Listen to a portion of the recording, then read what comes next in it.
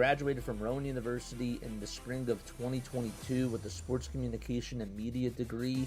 I got to actually call minor league baseball and G League basketball games while I was in school. And then I graduated, and as soon as I graduated, I went to NFL Films in Mount Laurel, New Jersey. And as much as I loved that experience, I miss putting on the headsets. I decided, you know what, talk is cheap. I have a laptop that's in my house, and so 21 months later, here we are, still on YouTube, calling games and building an incredible, loving community on here with the people that I call my Philly freaks with a capital P and a capital H. We go live for every single Phillies, Sixers, and Eagles game, and we do it like old school radio play-by-play style. I'm Jason Joseph, and this is Play-by-Play with JJ. I showed a swung on, barreled out to right field. Bye-bye baseball. That baby is long gone. Can you guys hear me? There we go. What's going on, everybody? Hopefully you're all doing well and having yourselves a very fantastic day. My name is Jason Joseph, and this, of course, is Play-by-Play with JJ. Don't forget to like, don't forget to subscribe, and turn on the notification bell icons too, and that way you will know when we do go live. Yes, speaking of live, not only are we live on YouTube and on Twitch, but we are also now live on TikTok as well. What's going on, Desiree? How you doing? What's up, Craig? How are you doing? And Chef Petty as well says, cheers, amigos, tuning on in from Reading, Pennsylvania. We love it. So we absolutely love it. All right, so the Philadelphia Phillies today are taking on the New York Mets to wrap up their 3-game series. And today is the day where we get to see Alan Rangel once again on the bump. And hopefully he gives the Phillies a good outing. The Phillies, over their last 9 outings, when it's come to the number 5 spot, they have gone 0-9. They've lost all 9 of their last games whenever the 5th starter has had to be out there on the bump, and that's really not good. The schedule's going to get tough, right? You play against the Dodgers, then you play against the Yankees next week, so you got to rack up these wins, and hopefully the Phillies can try to gain a little bit more ground against the Atlanta Braves. We saw that they're now 2 games in back of the Braves. We watched the end of the Braves game yesterday, and obviously we tuned on into the Braves game during the rain delay too. But if the Phillies can be 1 game in back of Atlanta by the end of today, that is huge. The fact that this team was 10 games in back of the Atlanta Braves at one point this year is just unbelievable. It really is. And so I'm really hoping that they can do their job today. Obviously, they can't control what the Braves do, but you got to take care of business. You have to take care of business. And today you're going to be going up against Noel McLean. I'll get to Noel McLean in just a little bit, but the one thing that I do want to just wrap up on is yesterday's outing, because Jesus Luzardo looked really good. I mentioned during the postgame show yesterday that his sweeper yesterday was not good. It wasn't as good as it usually is, and this guy has one of the best sweepers in all of baseball, and yet he mixed in his other pitches really well, and I have to give credit to JT. I have to give credit to Jesus for staying buckled on in, and I really thought that he looked very calm, cool, and collective out there on the bump. And I'm just going to say this right now. Who is a better number 3 starter in all of baseball? I think it's Jesus Luzardo. I really do. I think Jesus Luzardo is the best number 3 in all of baseball right now. Tell me a team's number 3 starter that you think is better than Jesus Luzardo. Maybe we could say when the Dodgers are healthy, you can go to a guy like Yoshinobu Yamamoto. Okay, that's fair. That's understandable. But right now in all of baseball, it's Zeus. It's absolutely Zeus. So that's where I stand, though. But I really was happy with how he did yesterday. The bullpen looked really good yesterday. That was the first time that we've actually said that in a little bit of time. That has to keep up. They have to keep up with how they did. And I don't really know if that's going to be consistent or not. But anyhow, you got to take care of business today. The offense looked really good. Your 1 through 4 hitters yesterday did their job too. And now you just got to take care of business and hopefully pick up right where you left off yesterday. I'd like to see Trey Turner go deep again today. And hopefully Kyle Schwarber can go deep for number 34. Number 34. He's going to be going for that today. That'd be sick. That would be absolutely awesome. All right, so Noel McLean is going to be pitching against the Philadelphia Phillies today. He has a 3.52 ERA, a 1.11 whip as well in 19 starts. The thing about Noel McLean is that he just doesn't get help from his defense. The last time that he pitched, or was it 2 times ago? The last time that he pitched, he did give up 2 runs, and he didn't allow any earned runs. This Mets defense, we've been talking about it for a really long time. This Mets defense just flat out sucks. They are a horrendous defensive team in all of Major League Baseball. I would argue and I'd say that they are the worst defensive team. So hopefully if the Phillies just put the ball in play today, I think that they have a good chance of getting on base because I really do not trust this Mets defense. How many times yesterday did we see this team just make so many mistakes with Francisco Alvarez on the pitch out yesterday and throwing it about a couple of feet over Eric Wagaman's head, and Kyle Schwarber then just went on over to third base. We saw JT get on with a single yesterday, and on a backhand by Carson Bench, he bobbled the baseball. And there were plenty of other mistakes that were made yesterday. The cutoff by Francisco Lindor and the terrible throw over to third base. They are just such a bad defensive team, and I just have all the confidence that the Phillies are going to take this game today, but they cannot let their foot off the gas pedal. You can't take it off. You got to squander them today. You got to pound those New York Mets. The Dodgers are playing a doubleheader today, and they play tonight at 7:20 p.m. Eastern Time in Game 2 of their doubleheader. I want you to go into that series feeling very good about yourselves, especially because you're not going to have to face Yamamoto. You're still going to have to face good pitching, but I want all the confidence in the world going up against this Dodgers team. And I want to have every single advantage that we can possibly have. So that's where my mind is on this baseball team right now as they try to go for win number 1,000 at Citizens Bank Park. Win number 1,000 at CBP in Game 100 in 2026. That sounds pretty good. That sounds pretty good.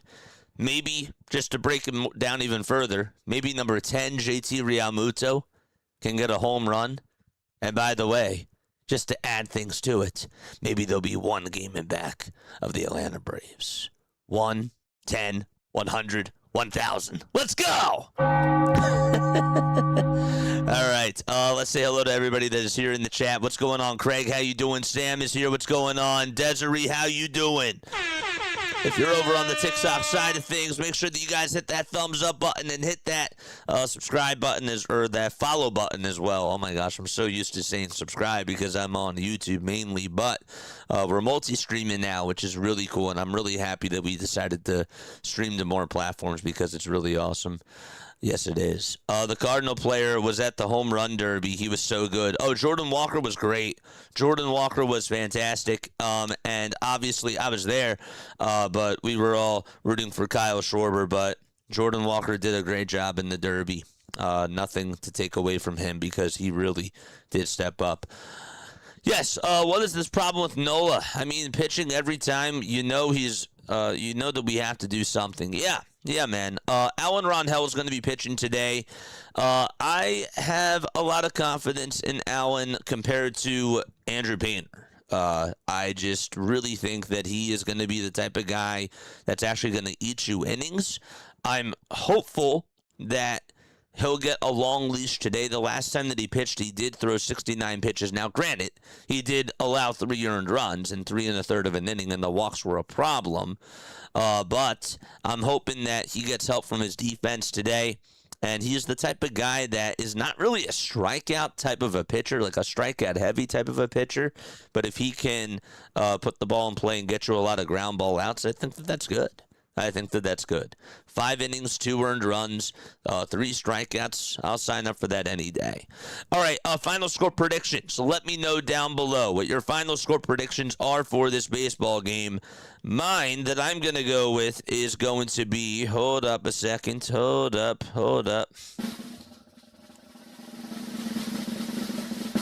I am going to go 5-3 Philadelphia. That's what I'm going to go with. 5-3 Phillies. My MVP, my most valuable Philly.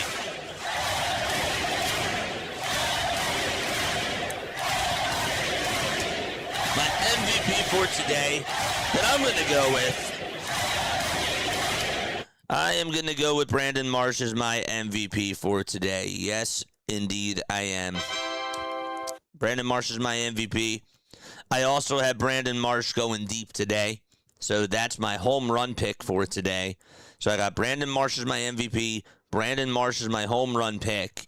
And my final stat line for Alan Rangel, 5 innings, 2 earned runs, 5 strikeouts, just a couple of walks, and the bullpen gets the job done today. Maybe I'm being a little bit positive, and I am positive. But, yeah, that's where I am. Alan Rangel, 5 innings, 2 earned runs, a couple of walks allowed, 5 strikeouts. MVP is Brandon Marsh. Home run hero today is Brandon Marsh. And my final score prediction is 5-3. Let me know what you guys think about that down below. Final score predictions, home run hero, and MVP, and final stat line predictions as well. Yes, NBC Sports Philadelphia actually just put up their 5th spot in the rotation stats this year. 24 starts. This team is 5-19 when it comes to the 5th spot in the rotation. And they have a 7.15 ERA. That is bad. That is horrendous. That's junk. And obviously, we're hopeful that the Phillies can try to get another good quality starter at the deadline. A guy like Sandy Alcantara. Obviously, the big prize is Tarek Skubal. But even if they get like a Sandy Alcantara, and then they get a guy like Aroldis Chapman or something along those lines, I think that that's a good deadline. I think that the team gets better. I do. So. But yeah, all right. Yes, okay. Let's read some more final score predictions. We're going to go for number 34 and number 35 today, says Chef Betty. What's going on? He says that Schwarber is going to hit not 1, but 2 Schwarber bombs today. Love the sound of that. All right, let's go. Marshy's got to get going. Yep, the beard guy is my MVP. Absolutely. Haley says Harper's my MVP. I got 4-2 Phillies. Philly versus I got 7-4 Mets today. I hope that you're wrong. I hope that you are incorrect. I hope that you are. Yes. All right, so let's get on into the starting lineups for this afternoon. So for the New York Mets, this is what their lineup looks like on the left side of the screen. You got A.J. Ewing batting leadoff, playing out in center field. Then you got Juan Soto DHing. He's batting second. Bo Bichette is batting third. He's playing over at third base. And then it's Francisco Lindor playing over at shortstop. He's batting fourth. Fifth is Carson Bench. I don't know why I turned the music off. Sorry. Sixth is Jared Young. He's over at first base. And then you got Marcus Semien batting seventh. He's at second. Brett Beatty is the right fielder today. He's batting eighth. And Luis Torrens is catching. He's batting in the 9th spot. I feel like that Andy Green just put this lineup right through like ChatGPT or something and just randomized this whole entire thing. You got Brett Beatty out in right field. You got Lindor batting cleanup. Ewing's batting leadoff. They're just shaking it up. They are so lost. That's how bad they are right now. So it's Ewing batting leadoff, Soto batting second, Bichette third, Lindor fourth, Bench fifth, Young sixth, Semien seventh, eighth is Brett Beatty, and ninth is Luis Torrens. The Phillies, on the other side, their defense will look just like this. It'll be over on the mound, Alan Rangel. The catcher is JT Realmuto. Over at first base, it's Bryce Harper. At second base, it's Bryson Stott. At third, it's Alec Bohm. And at shortstop, of course, it's Trey Turner. And finally in the outfield from left to right, it's Brandon Marsh out in left, Justin Crawford in center, and Gabriel Rincon is playing out in right field today as the Philadelphia Phillies face Nolan McLean, who is going to be out there on the bump.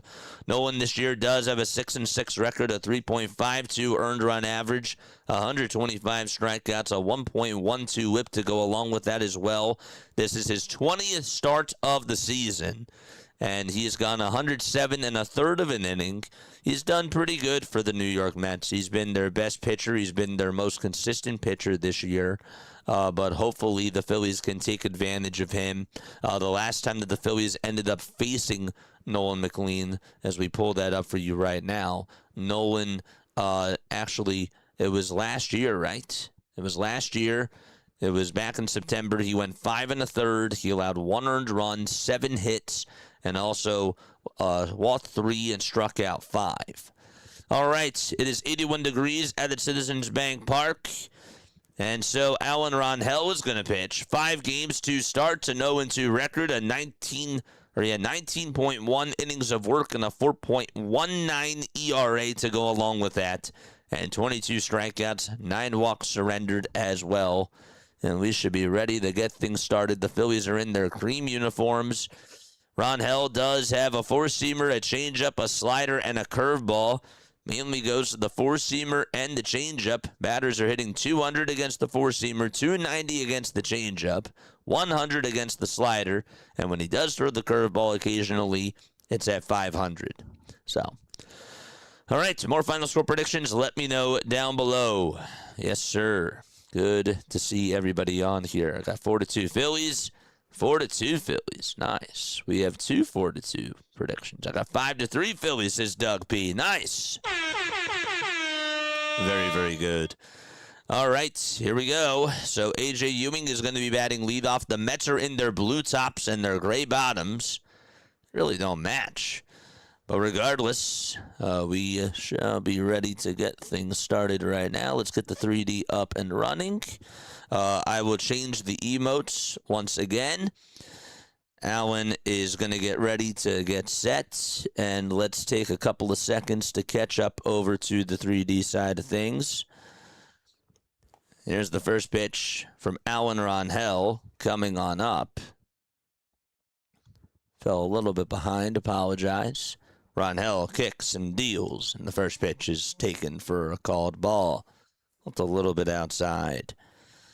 The umpires for today, Felix Neon is the home plate umpire. Over at first base, it's Carlos Torres. Dan Iasagna is over at second. And the 1-0 pitch, that is also called a ball. Felix Neon said that that was ball 2, and it clearly looked like it was a strike. So it's 2-0. And Adam Beck is the third base umpire. The 2-0 delivery, swinging a fly ball hit out over towards right field. On the run, though, to make the grab is Gabriel Rincon Jr. Hard contact, but A.J. Ewing lines out to right. And there's one away. All right, so let's fix this. Nice. Okay, that works. And we will post the Alan Rangel emotes. We will do that now, too. Where is Rangel? There he is.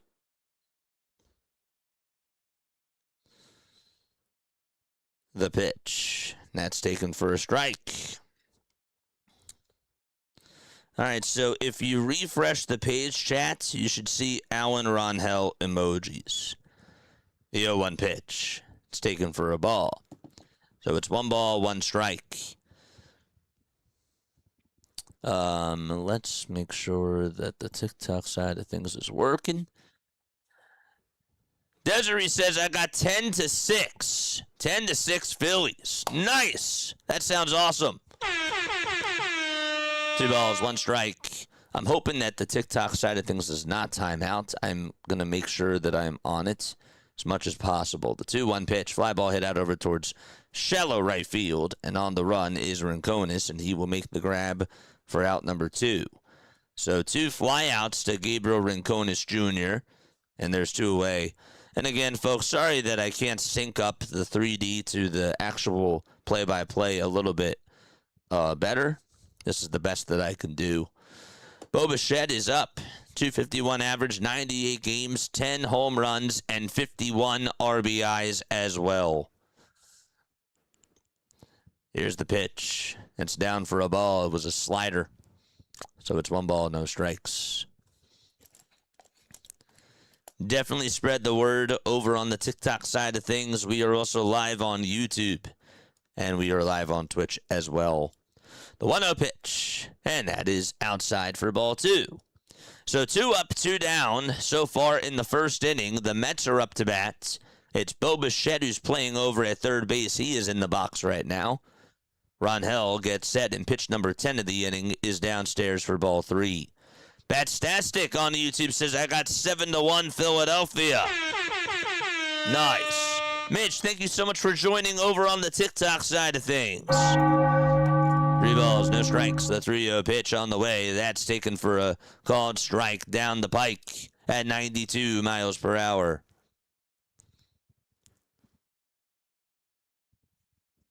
Three and 1 is the count. Rangel gets set, kicks, and fires again, and it's fouled away. Back towards the screen. The Phillies are 55-44. They have a 26-22 record at home. They're looking to get win number 1,000 at Citizens Bank Park.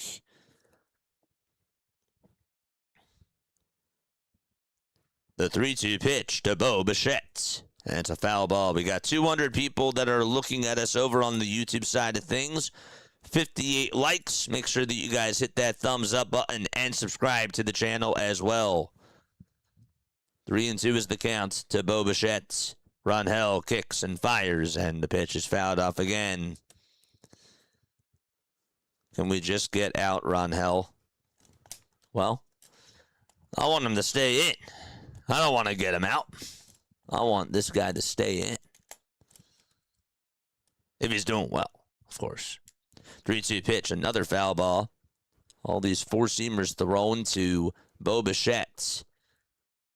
And it's been it's really been an 8-pitch at-bat. 8 pitches in this AB to Bo Bichette. The 3-2 pitch, and another foul ball. Throwing them all four-seamers. My final score prediction again for today is 5-3 Phillies. I got Brandon Marsh going deep. I got Brandon Marsh winning the MVP. And I got Rangel going 5 innings. The 3-2 pitch, and that changeup is fouled away again. And this is now a 10-pitch at-bat. The last 5 pitches have been fouled off by Bo Bichette. Bo is hitting .251.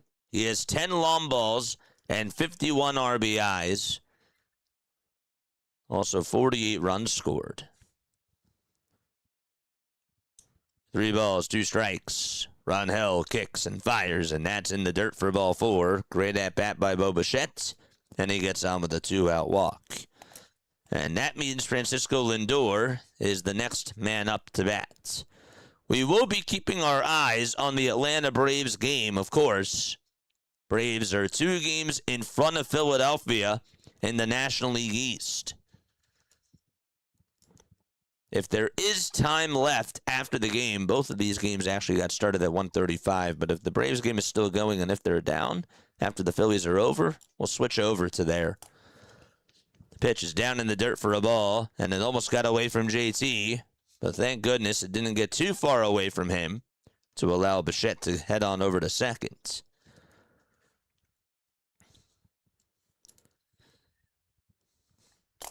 Hope you're all having a great Sunday afternoon. Rangel gets set at the letters and delivers from the stretch, and Lindor sends one out over towards deep right field. That ball is long gone into the second deck. Francisco Lindor with a 2-run shot, and that's his 6th homer of the season. That ball was given to him on a silver platter down Broad Street. And just like that, within the blink of an eye, it's 2-0 New York. What was that? That was a fastball down the middle, and Lindor was like, this is batting practice for me. I knew that the fastball was coming. It was left out over the middle of the plate. Bad pitch thrown by Rangel. The pitch. This is flied foul and out of play. Come on, man. That's not the start that we wanted. After Ewing lined out to right and Soto flied out to right, Bo Bichette worked up an 11-pitch at-bat, and he got on with a walk, and then Francisco Lindor reeled him in on one swing of the bat to make it 2-0.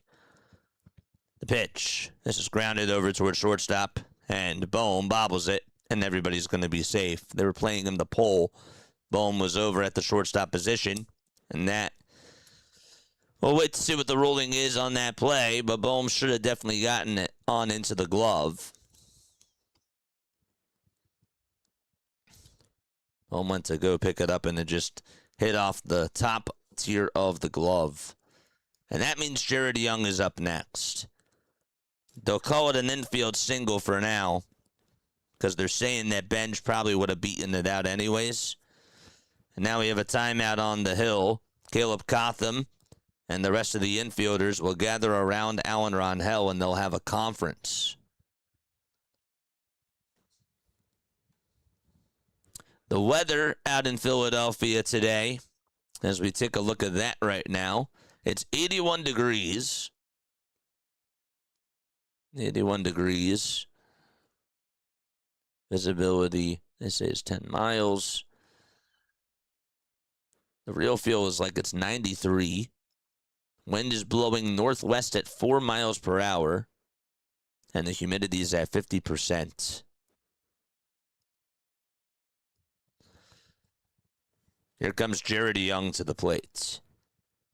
Rangel fires, swing and a miss, threw a changeup down the middle. And it's no balls and 1 strike. Folks, if you're just tuning on in for the first time, my name is Jason Joseph. This is Play-by-Play with JJ. We go on for Phillies baseball. We do Sixers basketball, Eagles football, and other Major League Baseball games too. The 0-1, swing and a miss, will be live for the Dodgers-Yankees game tonight. That's game 2 of their day-night doubleheader.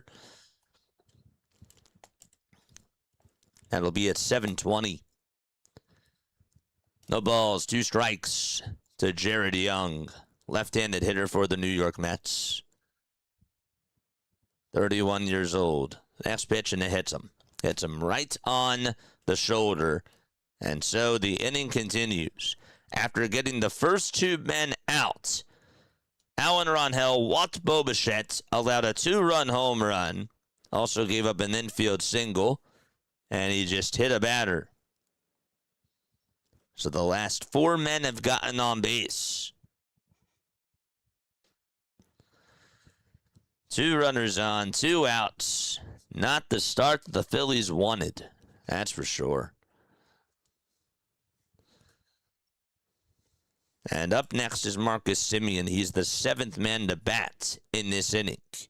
A .211 average, 9 home runs, and 25 RBIs. And the first pitch is a changeup down the middle. JT drops it, but it's nonetheless called a strike. Oh, man.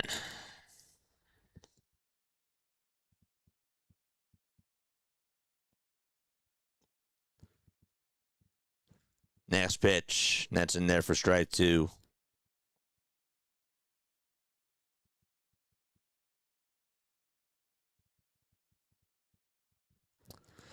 0-2 pitch, and Semien stays alive as he fouls it off.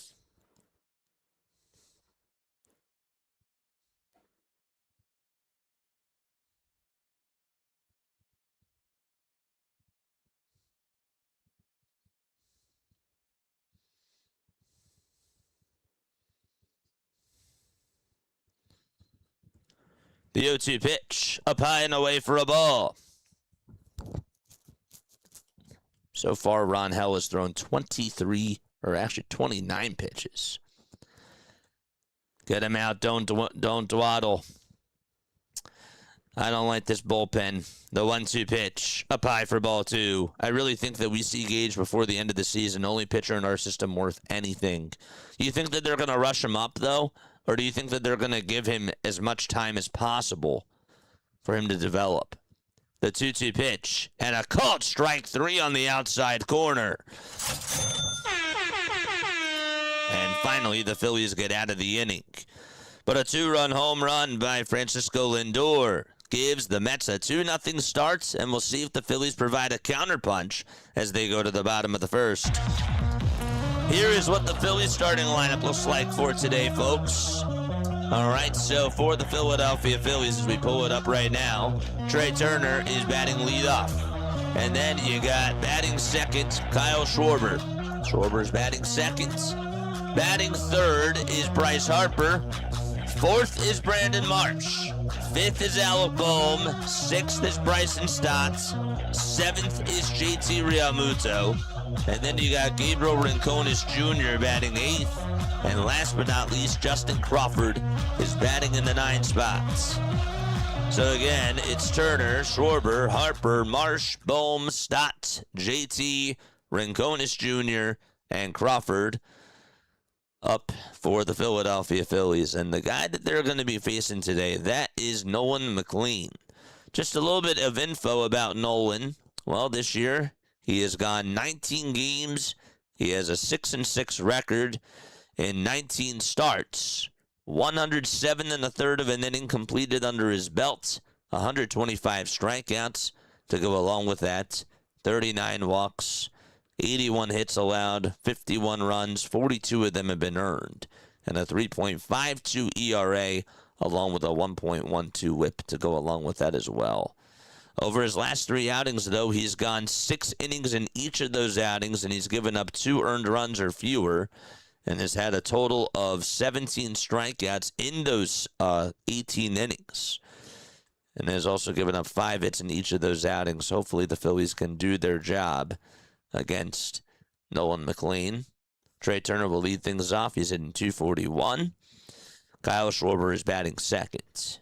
And here comes Turner to the plate. Nolan fires, and the first pitch is in there for strike 1. We are now 37 subscribers away from getting to 11,600 over on YouTube. This is a wave the white flag game. I hope not. The 0-1 down for a ball. Got to rack up these wins. Got to make sure that you guys rack up these wins for sure. The 1-1 to Turner, and that is called ball 2. It's challenged, though, by Torrance, who's the catcher, and that should be overturned to strike 2. Got to get hits today? Absolutely, Seth. Absolutely. Yes, we do.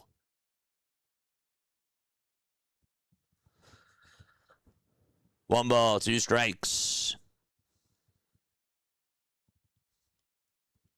Bottom of the first. The pitch, swing and a miss. And Turner chases after a slider that was well off the plate. And there's out number 1.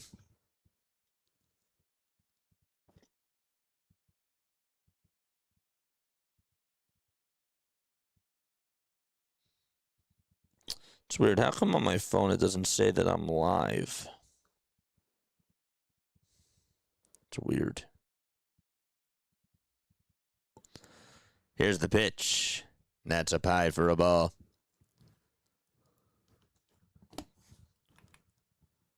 Let's see if it says if we're still live. Next pitch. This is popped up. Hit into foul territory. And that's going to go on out of play.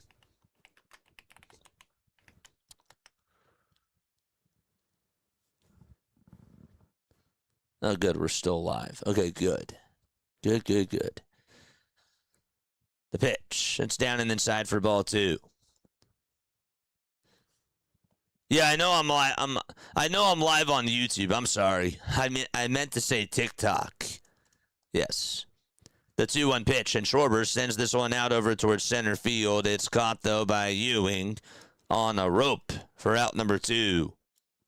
You're good. I just joined. Yeah, I meant on the TikTok side of things. Okay, good. Desiree's still there. Good stuff. This is my first time actually, like, monitoring TikTok. Don't ask me why I didn't do it before, but I wasn't.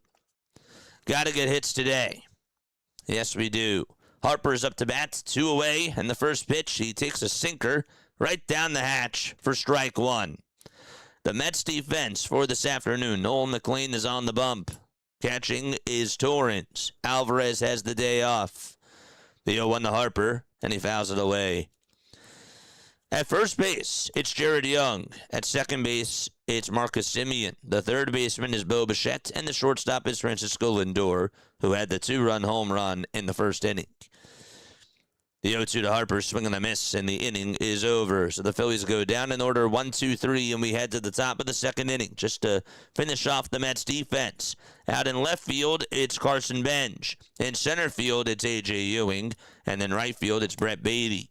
All right, let us know where you guys are tuning on in from down below. How you guys doing on this Sunday? What's going on? All 3 of my favorite streamers are on at the same time. I'm watching you, JJ. Who are your other streamers?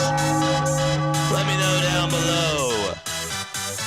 All right, let's go. How we feeling? Where are we tapping on in from today? Johnny Baseball, relax. Yes. McLean's curveball is nasty. Oh, yes, it is. Lou, tuning on in from Philly. What's up, Lou? How you doing, buddy? Leonard says, I'm from Spring Hill, Tennessee. Oh, we love it. Charleston, South Carolina, says Michelle. How you doing, Michelle? Good to see you on here. What's up, Michelle? Nevada, says Brian. We love it. Schwanksville, Pennsylvania, says Bill. How you doing, Bill? Cheers. L'chaim.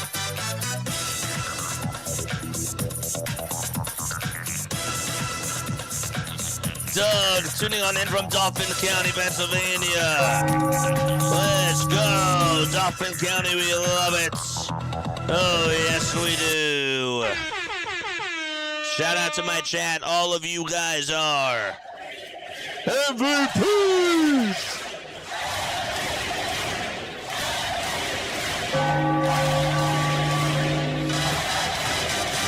We got Cape Coral, Florida here in the chat. We love it. Philadelphia's also here. What's up, Ann? Good to see you, Ann.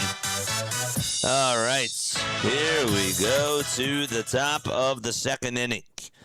All right, it is time for us to go to the second. Don't forget to like and don't forget to subscribe over on the YouTube side of things. The pitch, and there's a fly ball hit out over towards right field, and that's going to get down for a base hit and a leadoff single provided by Brett Beatty to start off the second inning. Phillies have got to be making some noise.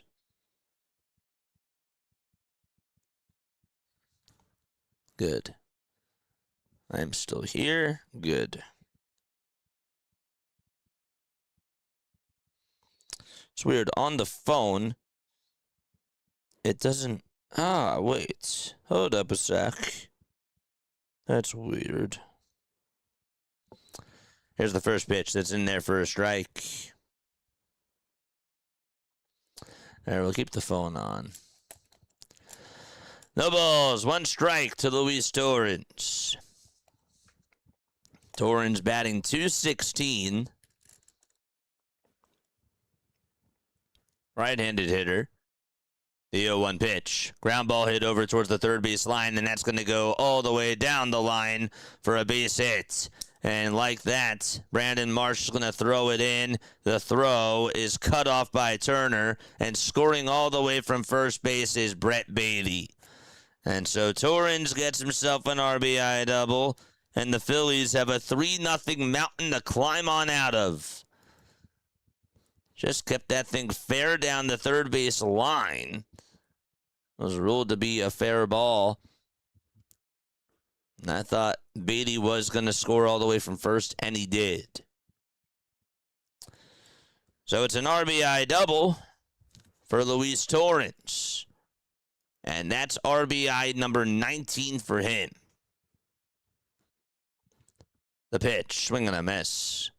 That was a changeup down the middle. An unsettling start. 3 runs on 4 hits for the New York Mets.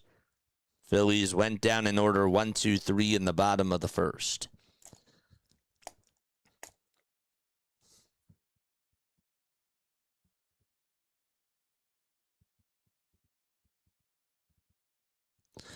The ball's 1 strike. Rangel with pitch number 36. That's a foul ball. A.J. Ewing lined out to right. That's how the game started off. Folks, make sure that you guys hit that thumbs up button and subscribe to the channel as well. We'll give you this content for free. The 0-2 pitch, swing and a miss. And good morning, good afternoon, and good night to A.J. Ewing. And finally, the Phillies get their first out of the inning.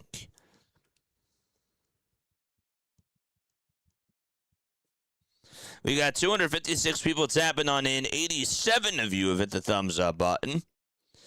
Let's get to a hundo. Here comes Juan Soto to the plate. And Soto looks at a nasty curveball at the knees for strike 1.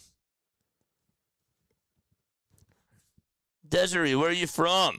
Thank you so much for tapping on in over on the TikTok side. How long have you been a Phillies fan? The 0-1, down for a ball. Bullpen games almost feel like games where you have to bring in a position player with 3 outs left. Yep, that's unfortunate. The 1-1 pitch, swing and a miss.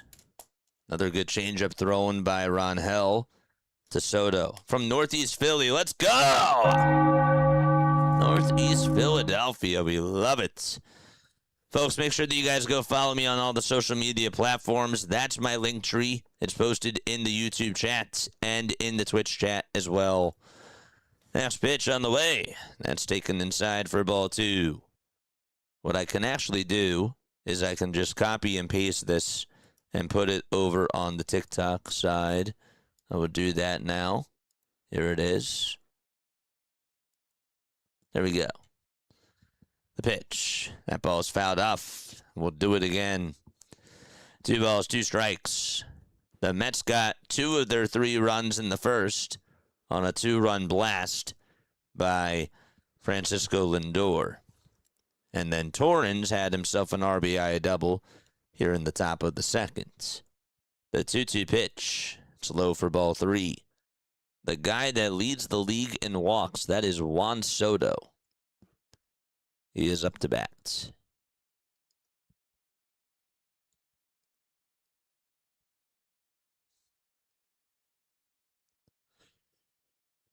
The pitch, foul ball.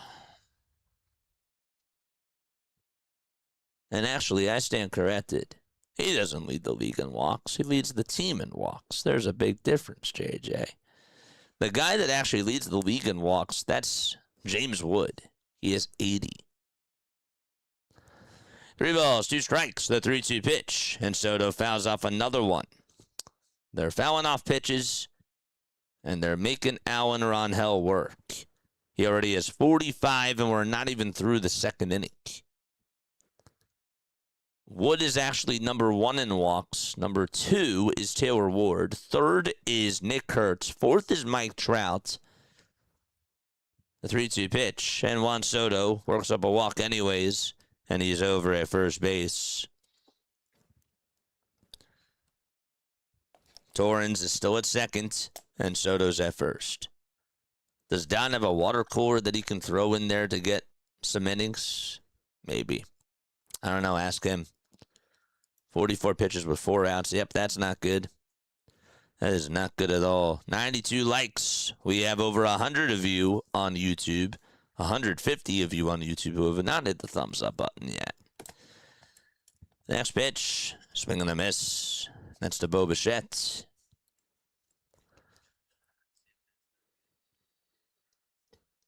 How many of you guys wanted Bo Bichette during the offseason? Drop a 1 in the chat if that's who you wanted. The 0-1. Foul ball. If you wanted Bo Bichette during the offseason, drop a 1 in the chat.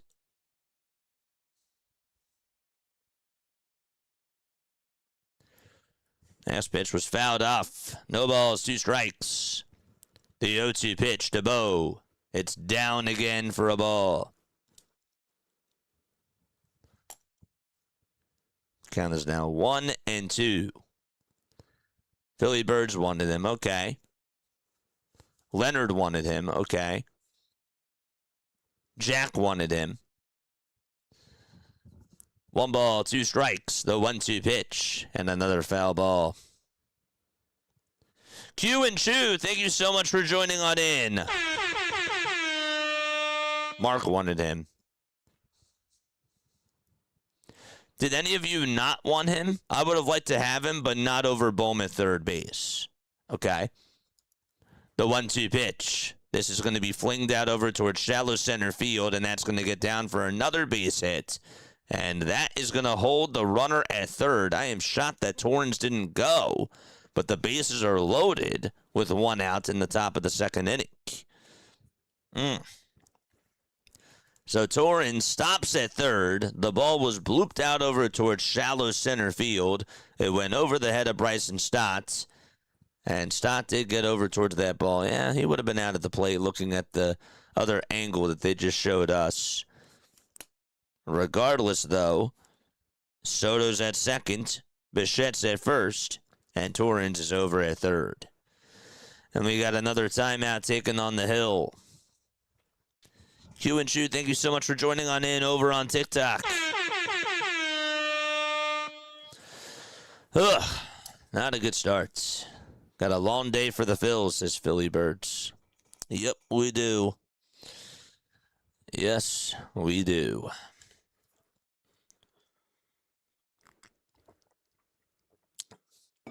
If you didn't want Bo Bichette, drop a 2 in the chat.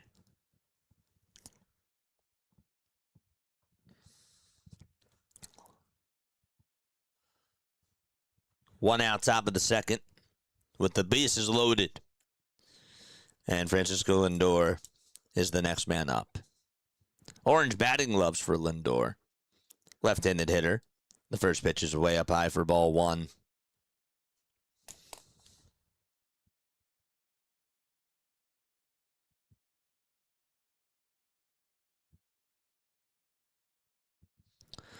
One a pitch, swing and a miss.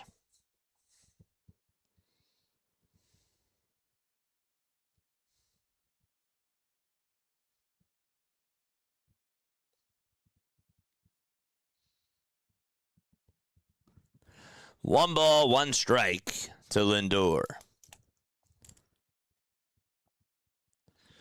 Rangel gets set at the Phillies letters in the 1-1 delivery. That is inside for ball 2. He wasn't going to get the call there.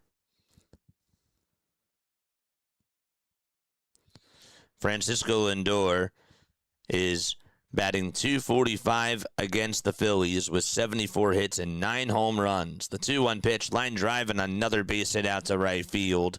Torrens will jog on home, and the bases remain loaded. It's a 4-0 lead for the New York Mets in the top of the second inning, and this is getting ugly. Desiree did not want Lindor. Doug did not want Lindor. Who else did not want Lindor? Rough start for the Phillies. And Francisco gets on with an RBI single. They need a 5th starter, and I mean badly. Carson Benj is up. The next pitch is inside for a ball. I mean, he's fallen behind in counts. He's leaving pitches out over the middle of the plate. 1 ball, no strikes. The 1-0 pitch. Swing and a fly ball hit out over towards medium depth right field. Rincones puts the sunglasses on, almost lost it. He makes the catch. Here's the throw to home plate. That's not in time. And the runner from first tags up and goes over to second. That's Lindor. It's a 5-0 ball game on a sacrifice fly by Carson Bench. That got scary. I mean, Rincones just lost that ball. He was lucky. He was putting on his sunglasses at the last second and was like, where was it? And he scrambled over towards his left, and thank goodness he caught that ball. But wow. Yeah, he's not a good defensive player. The pitch is inside for a ball.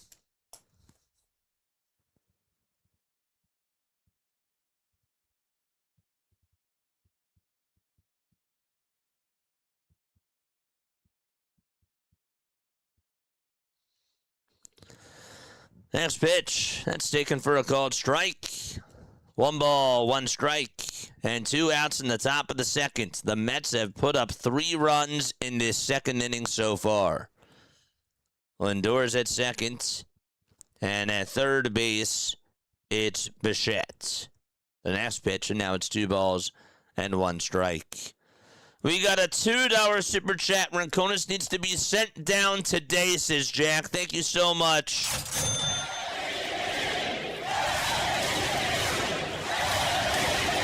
The 2-1 line drive, and thank goodness that's caught by Bryce Harper. That would have been a gapper anywhere else. All right, so we're going to go to the bottom of the second. It's a 5-0 hole that the Phillies have to climb themselves out of. Jared Young lines out to first to end the second inning, and we go to the bottom of the second. Yeah, getting destroyed by the Mets, is David. I'm not quitting on this team yet. Oh, no, I'm not. Quitting is for losers. I'm not a loser. None of you guys are losers. Nobody said that they're quitting, but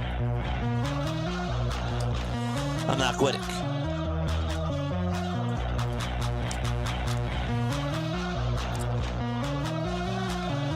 Thank you, Jack, for the 2. Appreciate you, buddy.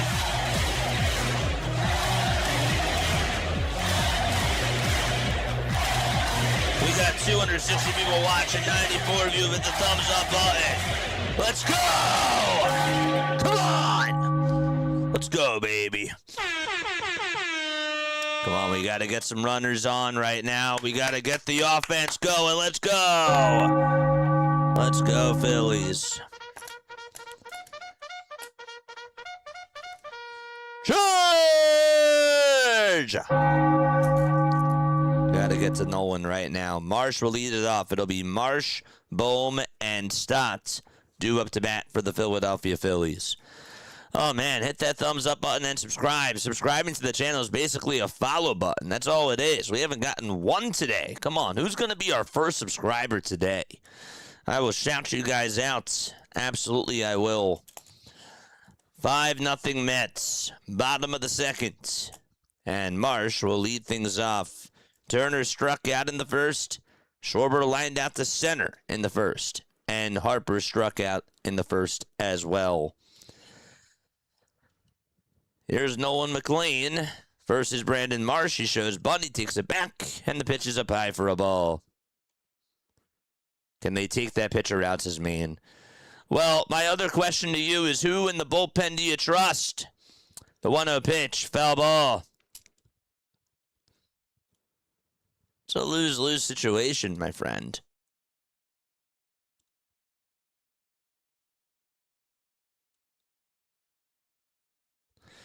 The 1-1 pitch, outside for ball 2. This is our Doc Rivers scheduled loss. Guys, the Mets are not good. The 2-1 pitch, it's outside for ball 3. The Mets are not a good team. Who's to say that with this defense that they have, that the Phillies can't come back? 3 balls, 1 strike. The 3-1 pitch to Brandon Marsh, and he fouls it off. Whoever did subscribe, let me know down below.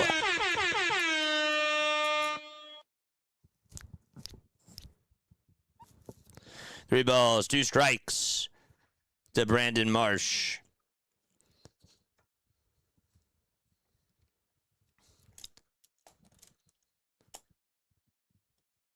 Can Marsh get on here? The 3-2 pitch to Brandon Marsh, and he grounds this one over towards second, and the throw over to first is in plenty of time for out number one. Got on top of that pitch, and Bohm is up next.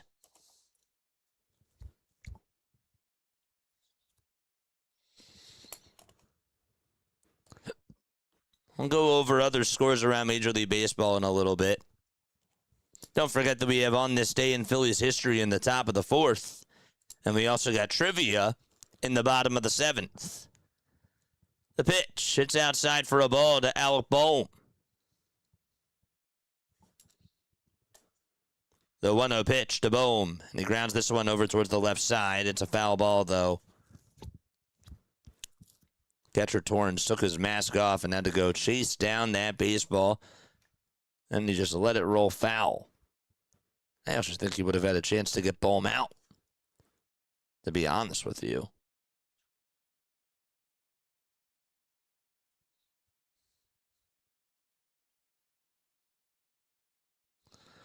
One ball, one strike. Mets are 17 games under 500. They've lost 4 of their last 5 games.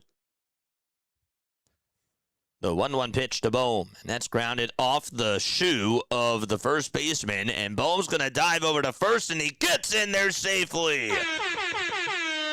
Wow, he just avoided the tag of the first baseman. That was Jared Young. That ball ricocheted off of the foot of Nolan McLean, and then it bounced over towards the first baseman Young's way, and he just got his left hand in there. Alec Bohm did. Let's look at that again. He avoided the swipe. Good for him. And he did have to dive there. For those people that say, well, don't like it when people dive over to first base, that he definitely had to because of the angle that it was hit. Charge! Now the trainer is checking up on Nolan McLean, and they're going to see if he's okay. Andy Green is out there, and Nolan says that he's fine. I was actually a little bit more concerned about Alec Bohm there because of how he dove into first, but he's good too. That's an infield single for Alec Bohm. How often do you see an infield single for Bohm? Like, when was the last time Bohm got on with an infield single?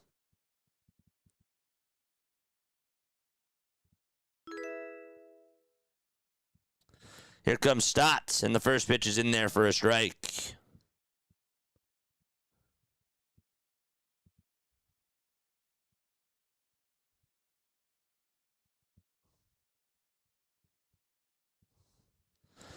Here's the 0-1 pitch to Stotts. It's down for a ball. Quan from DAQ Gaming, thank you so much for the sub. I appreciate it, buddy. 1 ball, 1 strike. 5 seconds left on the pitch clock. And the 1-1 pitch, that's off the plate for ball 2. Listen to this, chat. Since May 18th, the Phillies are 0-9 with their 5th starter. 0-9. The 2-1 pitch, that's outside for ball 3. Can they break the curse today?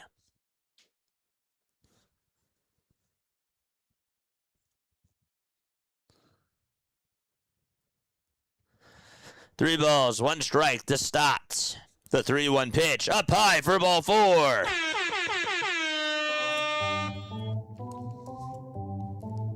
Attaboy.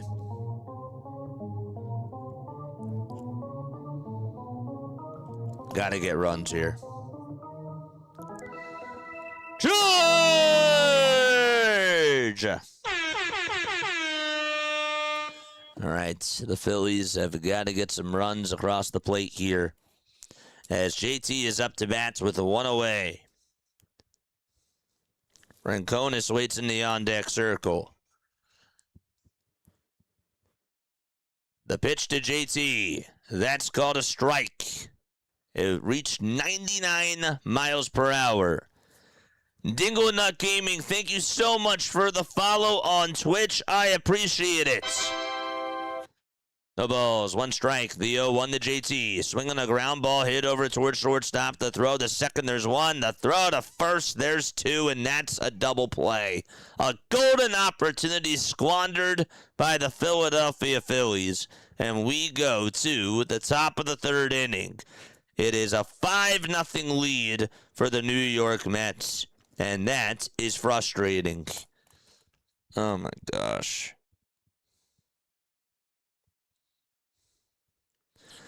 All right, folks. My name is Jason Joseph. This is Play by Play with JJ. We are going to the top of the 3rd inning. If you guys are new to my channel, don't forget to like, don't forget to subscribe, and turn on the bell icons too.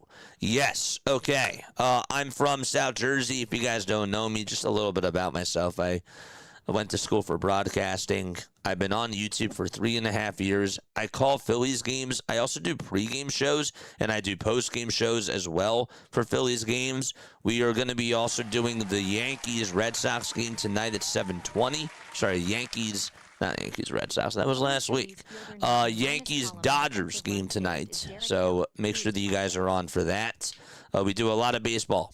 We do a lot of baseball. There's not a lot of people on YouTube or even on the streaming platforms that do it like us, sort of like an old school radio play-by-play style, that type of a thing. So please make sure that you guys hit the thumbs up button and hit that subscribe button as well. And follow us. Join in on the Philly Freak Nation. Yes, sir. Okay. Yes. Jack with a 5. Jack with a $5 super chat. Appreciate you, buddy.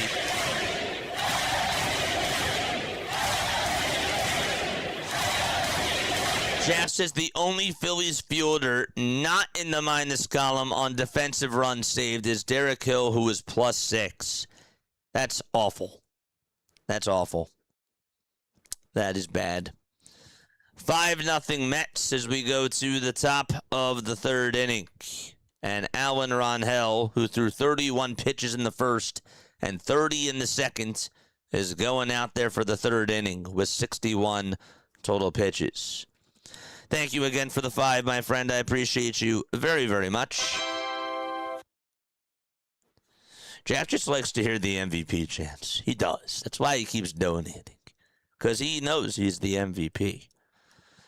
Here comes Marcus Semien, and the pitch is taken for a called ball. JT will challenge. I think he might have a point there. That was a nice curve. Let's look. What will ABS say? That is a strike. So it's overturned, and JT is correct.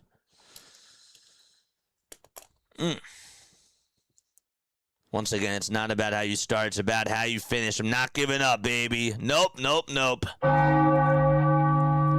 0-1 pitch. It's outside for a ball.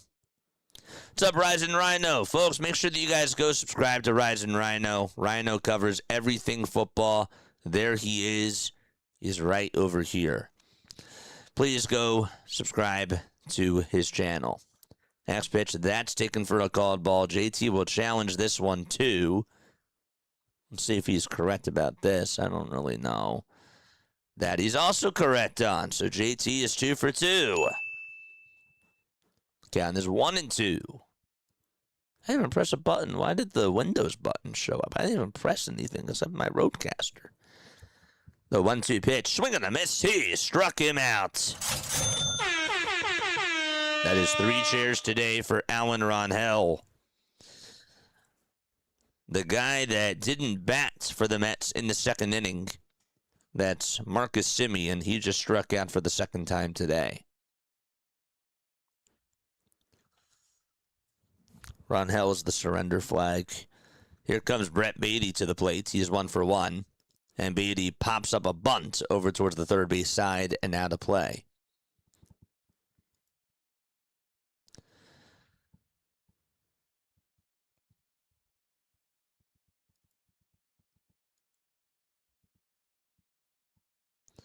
The balls, one strike. The 0-1, swing and a miss. Another nice changeup thrown by Allen.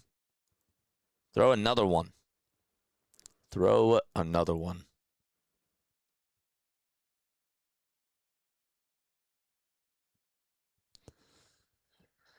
No balls, 2 strikes. 8 seconds left on the pitch clock. Rangel kicks and fires. And the pitch is fouled off again.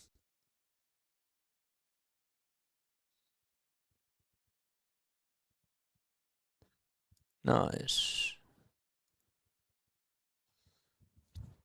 No balls, 2 strikes.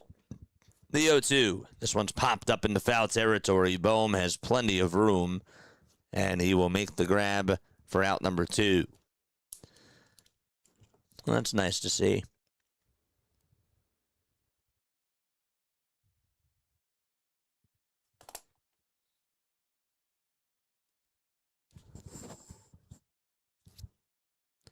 Here comes Luis Torrens to the plate. He had an RBI double his last time up back in the second inning. That was his 19th RBI. The pitch. It's a called strike at 93 miles per hour.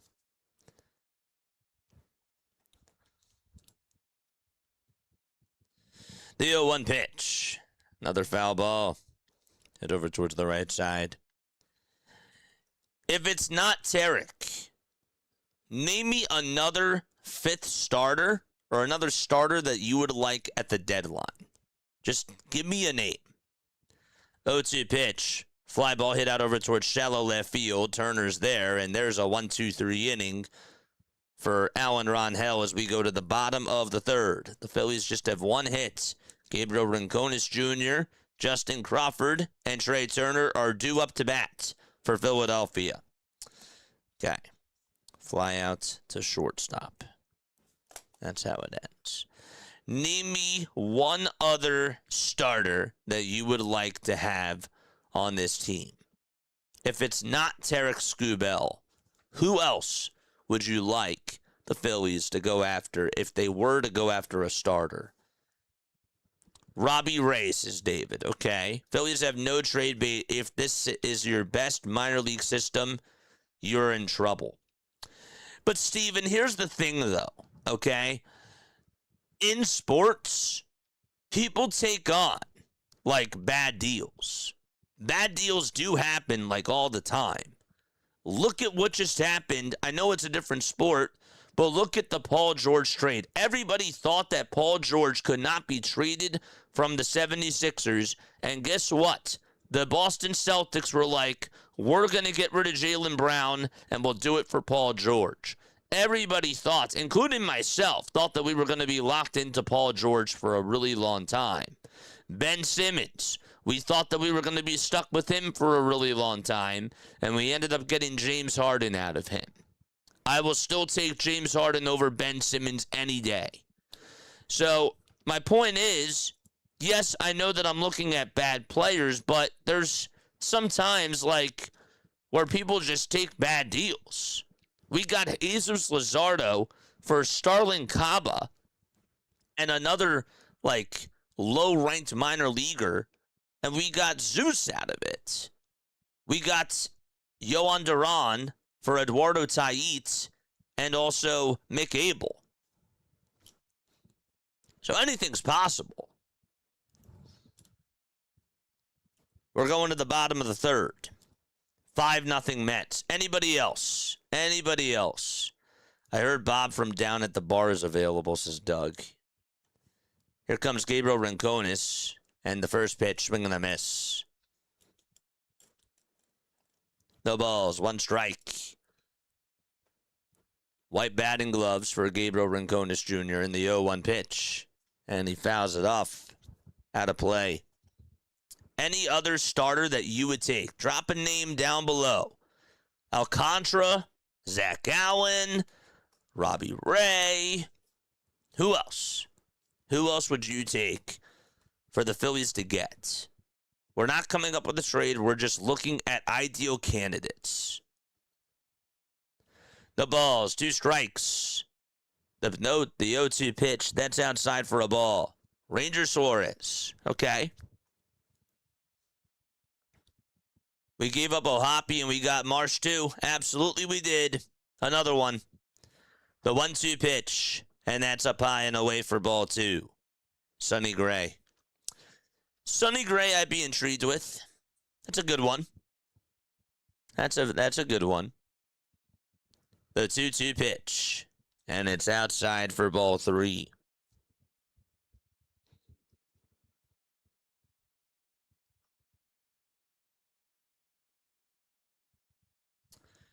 Three balls, 2 strikes, the 3-2 pitch. And Rancones flies one out over towards deep left field. That ball's going back towards the track, but it's caught. That pitch was really high. I'm surprised he hit it that far. And there's out number 1. So 1 away, bottom of the 3rd. Rancones flies out to left. Rogers. Rogers might be a good one. What about Reed Detmers? Reed Detmers could be a good one, too. Absolutely. Michael Wacha? Okay. There's another name. The pitch is taken for a strike. No balls. 1 strike to Justin Crawford. Hitting .259. The 0-1 pitch. It's in there for strike 2. It's a curveball.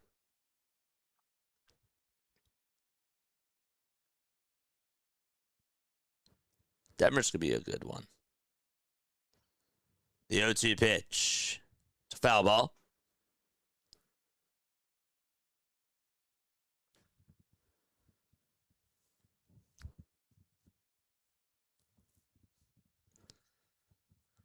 The ball's 2 strikes.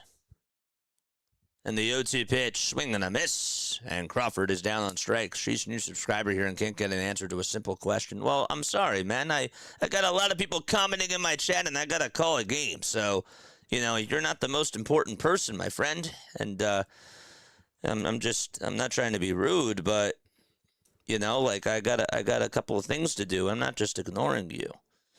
So there's a strikeout.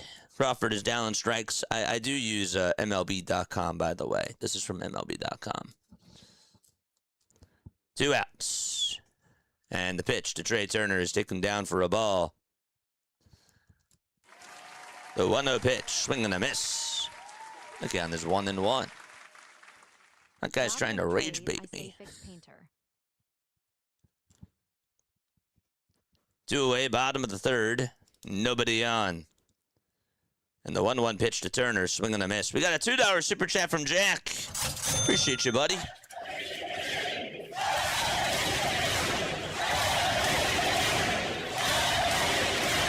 Rather than a trade, I'd say fix Painter. How? How do you fix him? The 1-2 pitch. And that's outside for ball 2. Can Andrew Painter be fixed? 2 balls and 2 strikes.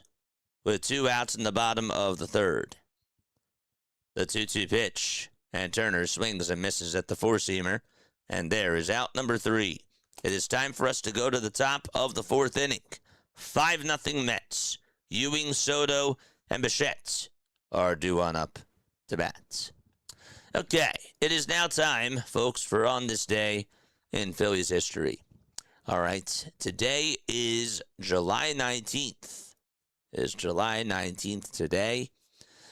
And here is some stuff that has happened on this day in Phillies history. In 1902, Phillies spoiled the managerial debut of New York's John McGraw, and they beat the Giants by a score of 4-3.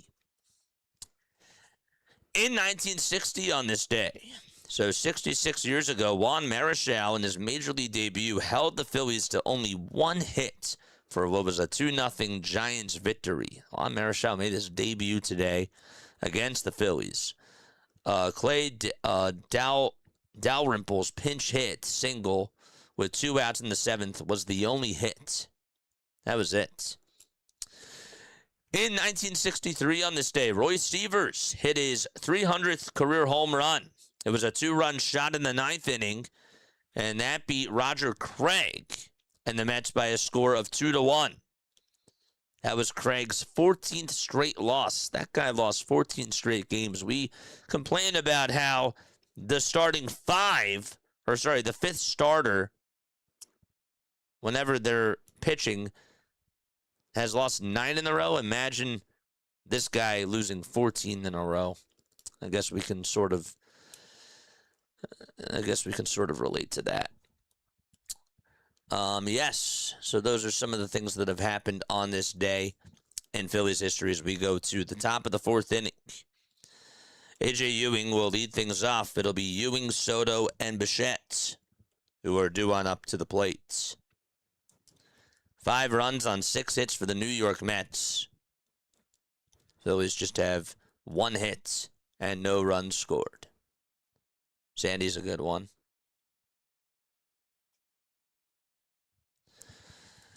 Top of the 4th, the pitch. That's taken at the knees for a called strike. It was a curveball. Newsflash, Painter has had the same issue since high school. He can't be fixed, says Doug. The 0-1 pitch, swing and a miss. It was a changeup at 79 miles per hour.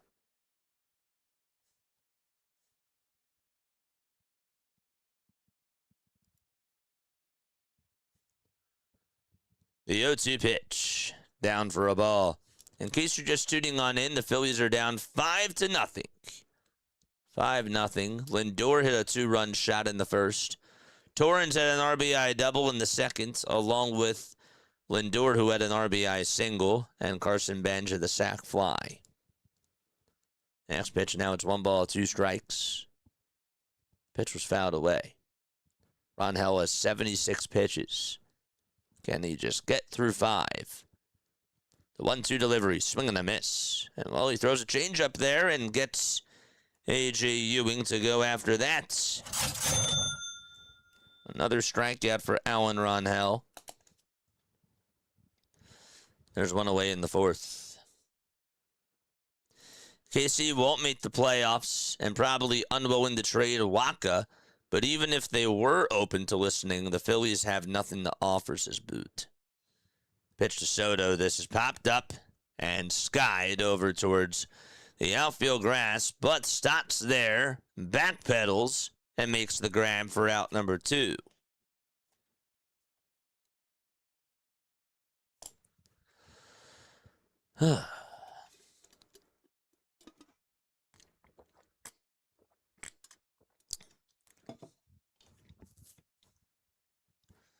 Two away, top of the 4th.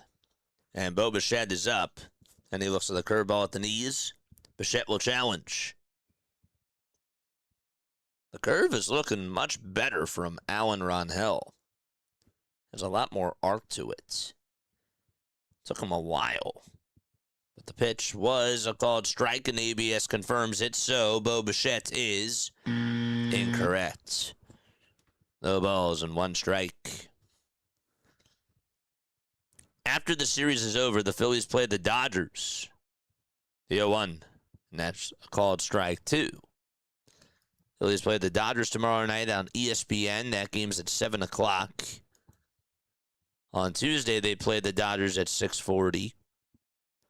The 0-2 pitch, line drive base hit out to right field. Got a hanging slider, and Bichette is aboard once again for the 3rd time today. And then on Wednesday, they wrap up their 3-game set against L.A., and they play at 6:40 p.m. Eastern Time. The Phillies are then off on Thursday, and then they welcome the Yankees to town on Friday, Saturday, and Sunday. Then they head out to Miami on Monday, play against the Marlins for a 3-game set.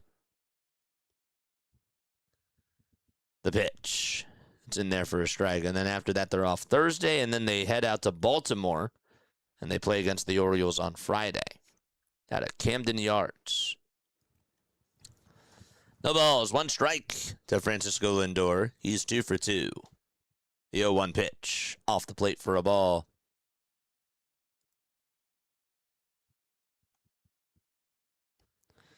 We're still live on TikTok, right? Still live.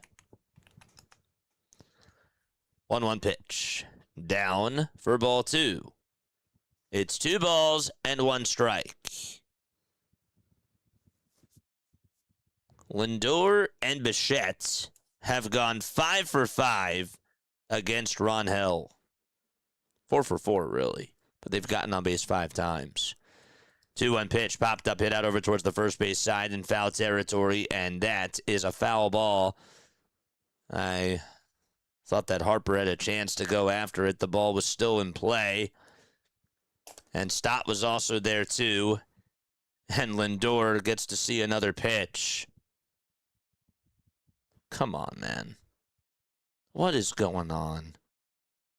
That ball should have been caught. 2 balls and 2 strikes. It was hit over towards the rail. Miscommunication. Nice, we're still live on TikTok. The 2-2 pitch. This time Lindor pops it up over towards the third base side, and that's going to go out of play.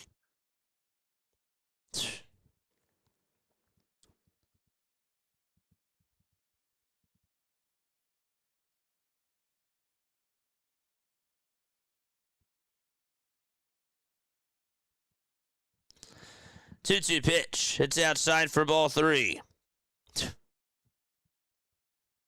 And so now the count is 3-2.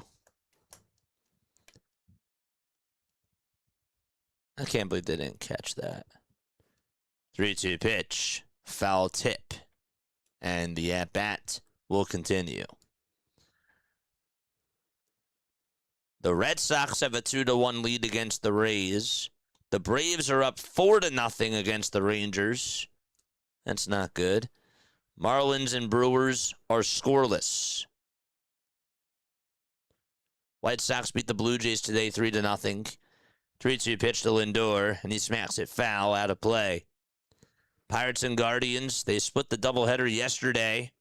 Pirates and Guardians are tied 1-1 in the bottom of the 4th inning. The Dodgers lead at 3-1 against the Yankees in the bottom of the 7th.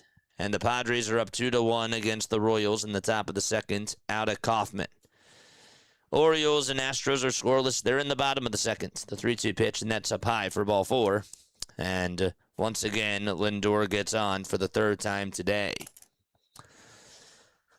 The Cubs lead at 2-0 against the Twins. Allen has 90 pitches. And Carson Bench is up to bat, and this will, I assume, be his final batter. Not good at all. 2 outs, top of the 4th, 2 runners on, and here's the pitch, and this is grounded over towards first. Harper plays it on a hop, takes it over to the bag, and the inning is over. Thank goodness. No runs, 2 men left, and we go to the bottom of the 4th inning at the Citizens Bank Park. Schwarber, Harper, and Marsh will be coming on up for Philadelphia. Cubs are up 2-0 against the Minnesota Twins. Giants play the Mariners at 4:10 p.m. Eastern Time. The Reds play the Rockies at 3:10. The Nationals play the A's at 4:05. The Tigers play the Angels at 4:07. The Cardinals play the Diamondbacks at 4:10.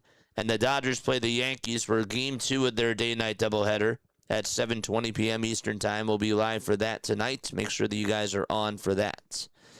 Okay, other stuff that has happened on this day in Phillies history. Yes, other things that have gone about on this day. Today, in 1977, Greg Luzinski homered in the All-Star game at Yankee Stadium, contributing to what ended up being a 7-5 victory for the National League. Schmidt was also on the team, but was only used as a pinch hitter at the time. And also on this day in 1993, John Kruk is hit in the groin by an errant pickoff thrown from Mitch Williams in Los Angeles. The throw shattered his cup and results in an injury that would lead to a testicular cancer diagnosis the following spring. I did not know that. I did not know that. You learn something new each day. and that is why we do On This Day in Phillies History. Of course, this is presented by Broad and Pattison. Make sure that you guys go check them out. They do this every single day, and they do a fine job at it. They really do. But that is crazy. That's wild. Kyle Schwarber is going to lead things off for the Phillies. Schwarber has gotten on base 20 games in a row. He's tied with Jordan Walker.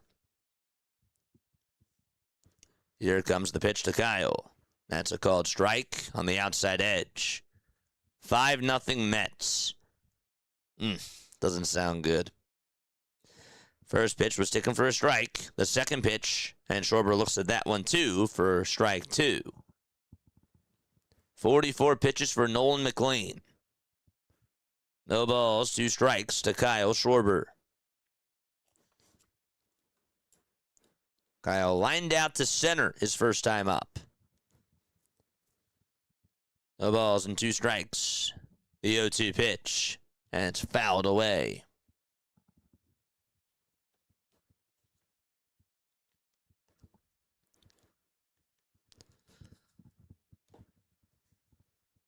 The 0-2 delivery to Kyle, and that pitch is way up high for a ball. Let's hope we go 4-2 this week, says William. 4-2 against the Dodgers and the Yankees. I'd sign up for that. Tim Mesa is warming up in the Phillies bullpen. Alan Ronhell, his day is done. The 1-2 to Kyle Schwarber, and it sails inside for ball 2. Don't forget to like, don't forget to subscribe, and turn on the bell icons, folks. We still got a job to do. Just because the Phillies are slacking doesn't mean that you guys are allowed to slack. The 2-2 pitch, and Schwarber chases after the high cheese fastball for strike 3. And there's out number 1 in the bottom of the 4th. Continue to smash that thumbs up button and continue to hit that subscribe button too. Obviously, we know that the World Cup final game is going to start in about 17 minutes or so. But please spread the word. 1 out, bottom of the 4th. Harper is up. And Harper is going to sky the first pitch out over towards shallow center field. A.J. Ewing says, I got it. And he does. And he will make the grab. 2 up, 2 down.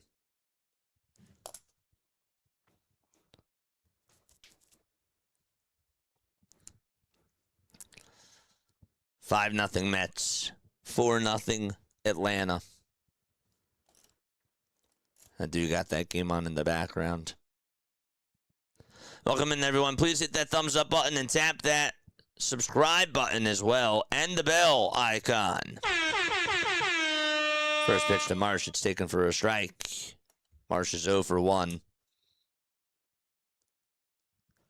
The 0-1 pitch. Fouls it away.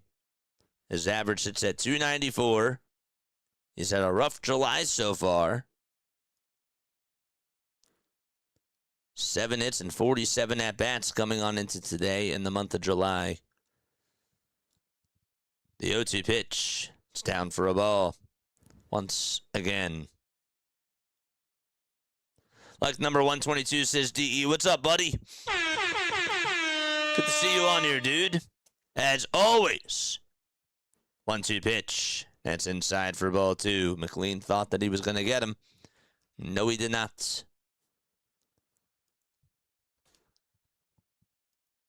He had one decent season 2022, but 3.56 ERA doesn't lie when you have one season keeping you even at that average. 2-2 pitch. That's a foul ball. Who wore number 33 in 07? I don't know. I don't know. Who was it?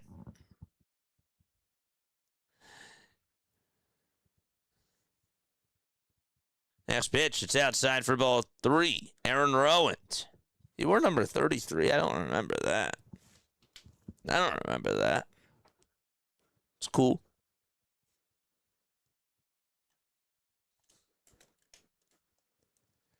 Akon and Eminem. What's that? Smack that? 3-2 pitch on the way, and Marsh chases after the pitch, and did he foul it off? He did. Wow. Umpire says, hold up. Yeah, he fouled it off. So the count is still 3-2. And Andy Green is going out there to have a word with Felix Neon. He's not happy about this. He's like, he didn't strike. He didn't foul it off. He struck out.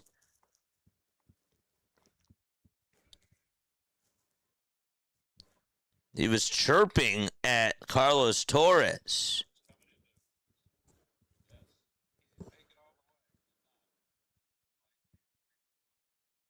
Let's look at that again.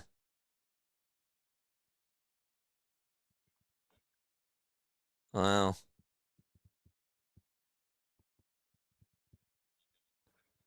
I don't think he hit it, but okay. We'll take it. 3-2 pitch. And Marsh is going to ground this one over towards shortstop. It's played on the hop, and the throw to first is in plenty of time anyways. So now we go to the 5th inning. 5-0 New York. 7 hits, 5 runs for the Mets. Young, Simeon, and Beatty are going to come on up to the plates. I was like, I don't think he hit it. I don't think he got a piece of it. But we'll take it.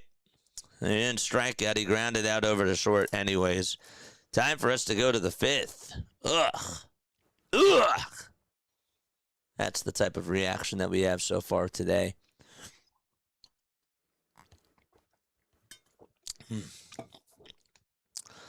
So, Chad, here's my question to you.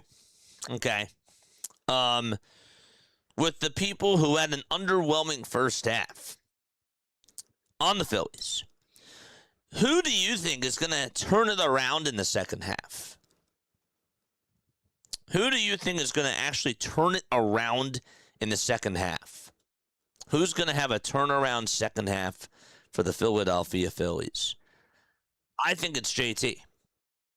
I think it's JT Realmuto. We're talking about offensively. I think JT Realmuto is going to have a much better second half than he did first half-wise. That's my turnaround guy that I got. I just think he's going to hit the ball better. I do. I think he's going to put the ball in play more. I know that he grounded into a double play today, and that comment has aged pretty bad by now. But, hey, man, I think he's going to get some extra base hits. He's going to find himself into a groove, and he's going to be a much improved hitter during the second half of this season for the Philadelphia Phillies. I would like to know who yours is. Who is your turnaround player in the second half? Is it Aaron Nola? Is it Trey Turner? Is it, I don't know. Is it Jonathan Bolton? I don't really think Jonathan Bolton had a bad first half. Is it Orion Kerkering? Who is it? Jack says Turner. Haley also says Turner. Hardcore says it better be Stotts. Why does it have to be Stott? Because you don't trust anybody else? David says Stotts. Okay. What do you guys think Stott's going to do or Turner's going to do? Tim Meza is going to pitch. Top of the 5th. The pitch. That's in there for a strike. Hardcore says Jose Alvarado. But why does it have to be Stott? The 0-1 pitch. That's down for a ball.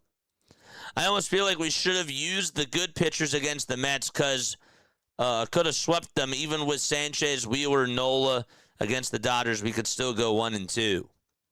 Yeah, but that to me is like laying down and dying. I want to have my best guys available for the best team in the league. I want to send my best people out there just to show us that we can compete with the best teams out there. That's a loser mentality, in my opinion. So I completely disagree with that. 2-1 pitch, fly ball hit out over towards right field. Rincones goes back, and he makes the... did he catch it? Oh, he dropped it. Oh, my gosh. Slammed into the wall. He dropped it. Didn't have full possession, and there is a double to start off the 5th inning. Come on. Come on. Wasn't an easy play, but, oh, man. Reached up, went to the wall, banged into the wall, just could not hang on. He had it. He had it in the glove, and he dropped it. It's too bad. That's a leadoff double to start off the 5th inning. Not a good pitch by Mesa, but still the pitch. Foul ball. And it goes on out of play. Harper. We need them to solidify that second base. As good as his defense is, he can't produce at the plate, so second base is in question. Okay, that's fair. That's fair. No balls, 1 strike. Mesa gets set, kicks, and deals, and the pitch is taken for a called strike. Surprised that was called a strike. Wow.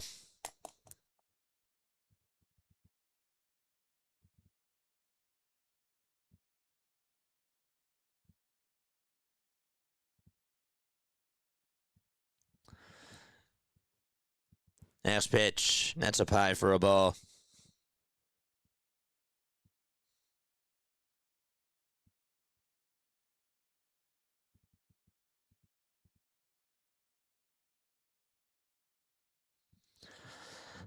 The 1-2 pitch. That is a called strike. 3 at the knees. Sit him down. Mesa gets himself a strikeout.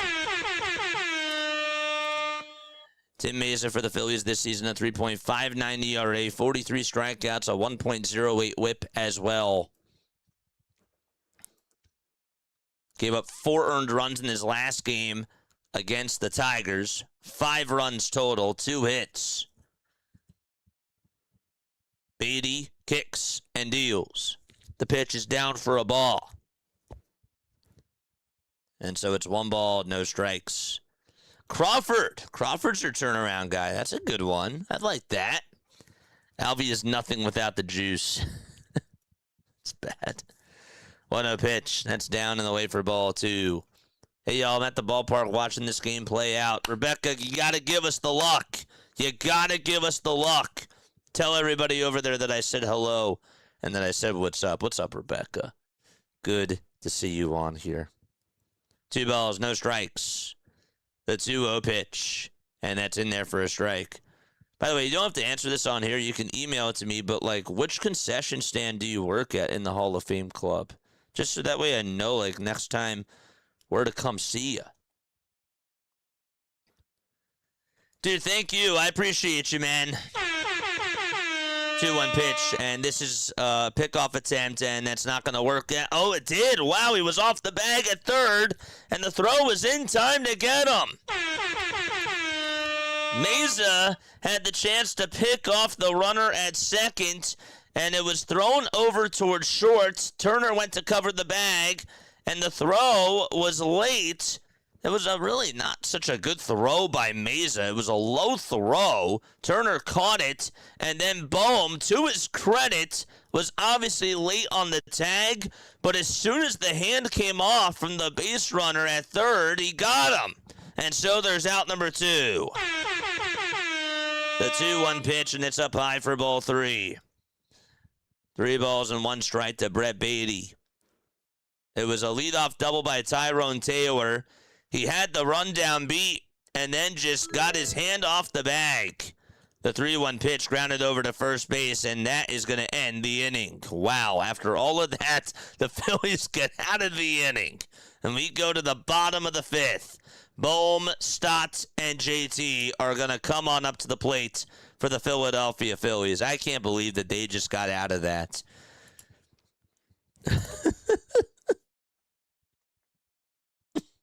What is going on, man?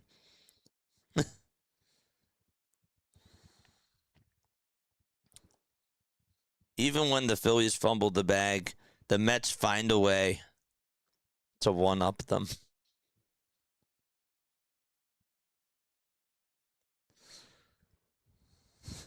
It's crazy.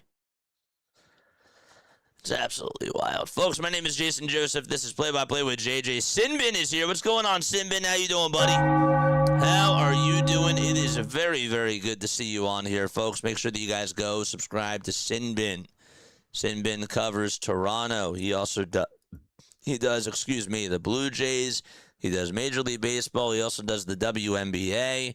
He's a hockey guy as well. So make sure that you guys go subscribe to my guy, Sinbin. Also, Rising Rhino is here. He is everything football. Yes, he does the Avalanche. Yes, he does the Denver Nuggets. But his main thing is American football. Yes, it is. So make sure that you guys go subscribe to him as well. I don't know if any of our mods posted his link down below, but I am going to do it because I would like to do it. He's going to be on at 6:30 tonight. Isn't that correct? Let us know down below. Good to see everybody on here. We are 34 subscribers away from 11,600. I'm going to go watch high school golf, says Pinehawk. Have fun, baby. Have fun, man. Bottom of the fifth, and now it's Boehm's turn, facing Noel McLean. And the first pitch to Boehm is taken for a called ball. That looked like it was a strike.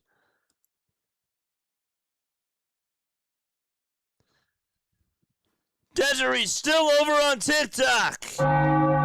What a pitch is down for ball two. Shout out to Desiree. Say your name right, correct? The 2-0 pitch to Boehm, and that's fouled into the wickets. Oh boy, of Luis Torrens. That got him right there. That was right there. Owie.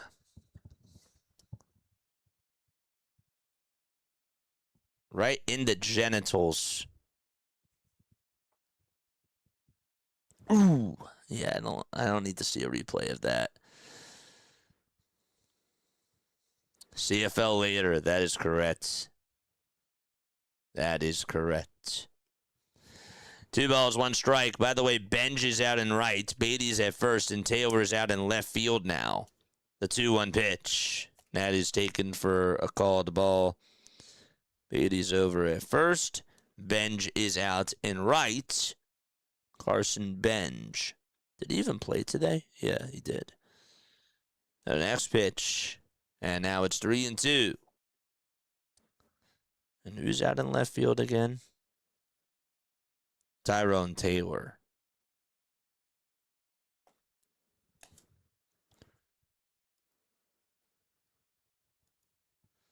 Three balls, 2 strikes, the 3-2 pitch, and a foul ball. That goes out of play.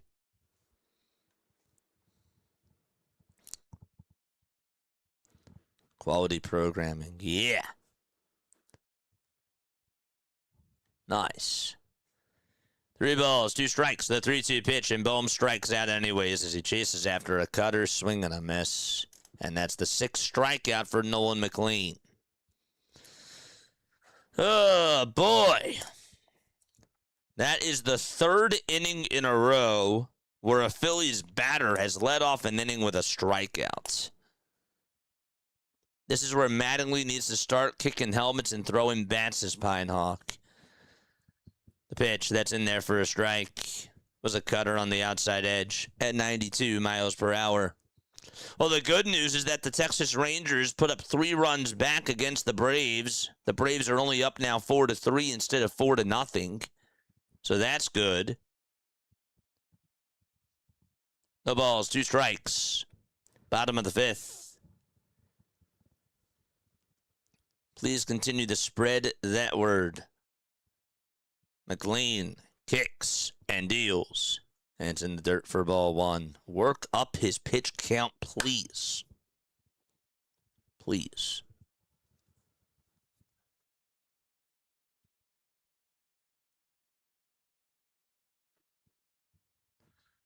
The 1-2 pitch. Fly ball hit out over towards left field. And backing up is Benj. Or Taylor, that is. And the catch is made for out number 2.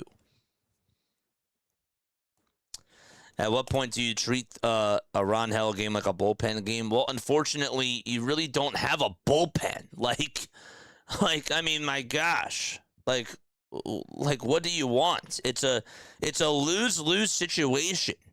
Like, I don't know how many times I have to tell people, but, like, the bullpen stinks. Which one stinks more? The number 5 starter or the bullpen? It's really just like there is no option. The ball's one strike. The 0-1 pitch. And it's up high and away for a ball. I thought this was a bullpen game. Well, they just don't have they don't have a middle reliever. They don't have a guy that can just go 2 innings because all their bullpen pieces are just terrible except for Duran. Bowen's good. Orion's okay. 1 ball, 2 strikes. 2 outs, bottom of the 5th. As soon as he gives up 3, I'm taking my chances. The 1-2 pitch. And that's a foul ball. No team has that deep of a bullpen. Look at the Braves bullpen yesterday. The Braves bullpen, their starter went 2 2/3, and that was pretty much why they lost, The Dodgers have a deep bullpen. The 1-2 pitch, and JT watches one go by right down the center of the plate, and the inning is over. It's time for us to go to the 6th. That's a 5-0 lead for the Mets. Torrens, Ewing, and Soto are due on up.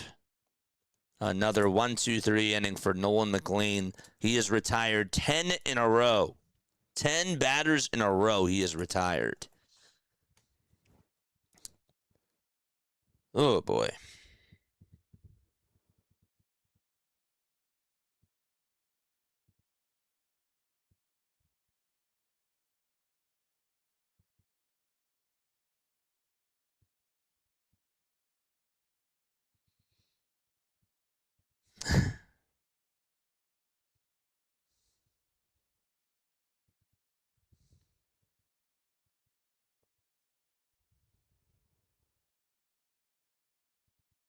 Damn.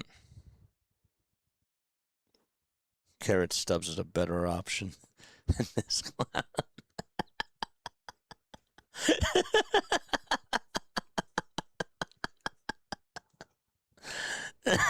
I love X. I do. I love Twitter. Otto Kemp last night got hit by a pitch for the 19th time this year, and that tied him for the single-season franchise record for the Iron Pigs. Guess who held that record? It was Otto Kemp last year. That's funny.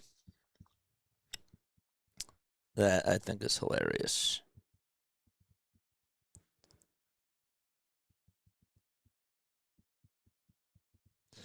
Here we go. Okay, it's time for us to head to the top of the 6th.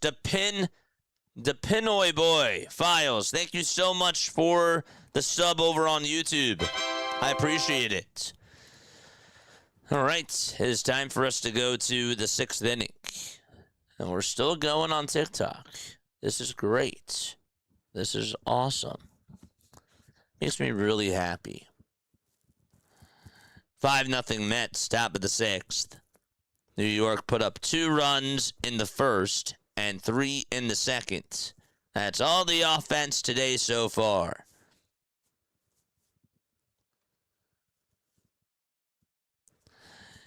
Here we go. The pitch. And there's a line drive out to right field for a base hit. And Torrens leads off the inning with an opposite field single to right field in the 6th. Great. Today does not matter when you only have 1 hit. Today does not matter. Today does not matter much when you only have 1 hit. It's brutal, man.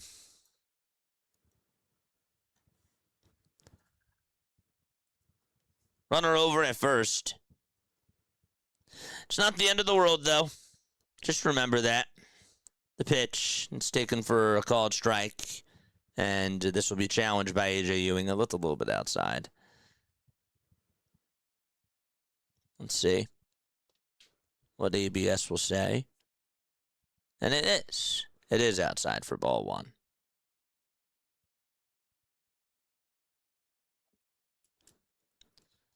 Anybody else have cool plans for the rest of the day? You guys going to be back on? You better be back on watching me tonight. You better be back. The 1-0 pitch. It's in there for a strike. We got to study these Dodgers. Did the Dodgers win game one?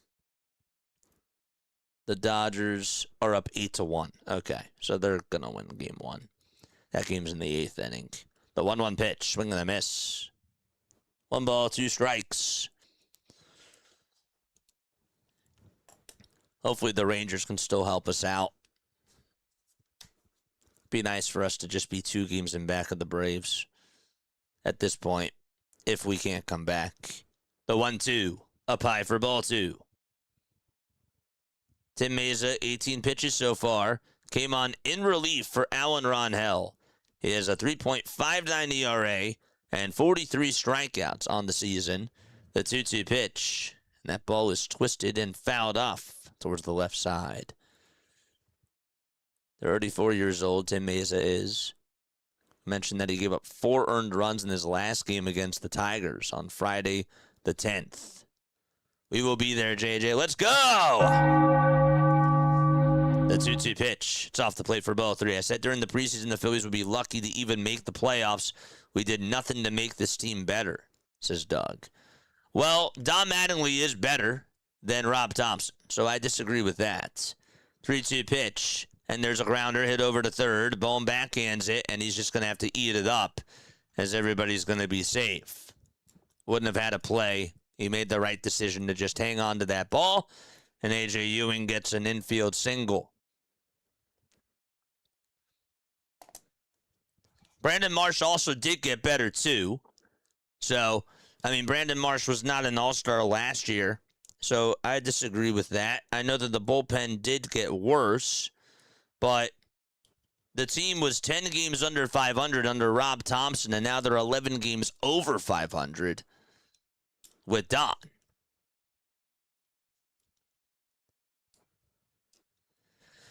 Two runners on, nobody out, and now it's Juan Soto's turn. The pitch to Soto, and that ball's lined up the middle for a base hit. Darn it. And there comes another run crossing home plate. It's a 6-0 ball game. Juan Soto opens up the floodgates, and the Mets are up by 6. Before I found you, I would doze off games like these. You keep me interested. I'd shut them off. Yeah, I would shut off games like these. I knew what you meant. I knew exactly what you meant. Now we have a pitching change, and that is going to do it. Okay, so that is going to do it as Bo Bichette is going to come on up to the plate. All right, where are we tapping on in from? Let us know down below. My chat is MVPs.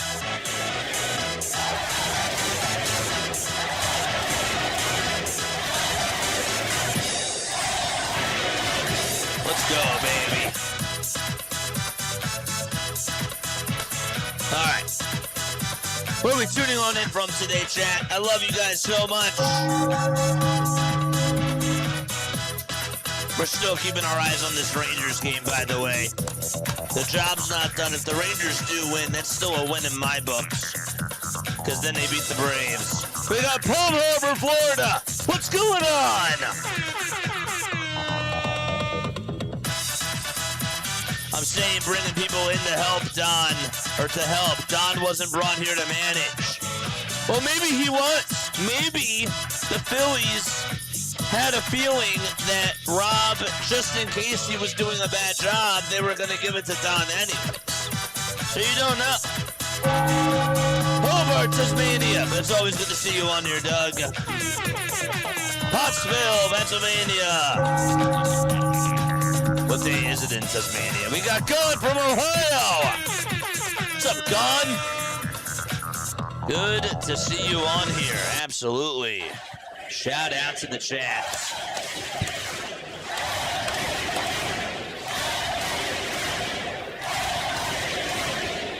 Marcus tapping on it from Philly. Max Lazar, by the way, is going to pitch. Max Lazar, 5 games, a 7.11 ERA, 6 1/3 of an inning, 1 walk, 4 strikeouts, 3 homers allowed, and opponents are batting .266 against him. All right. Okay, so Max Lazar is out there to pitch. As we go to the top of the 6th, still. We're still in the top of the 6th. There's runners at the corners with nobody out.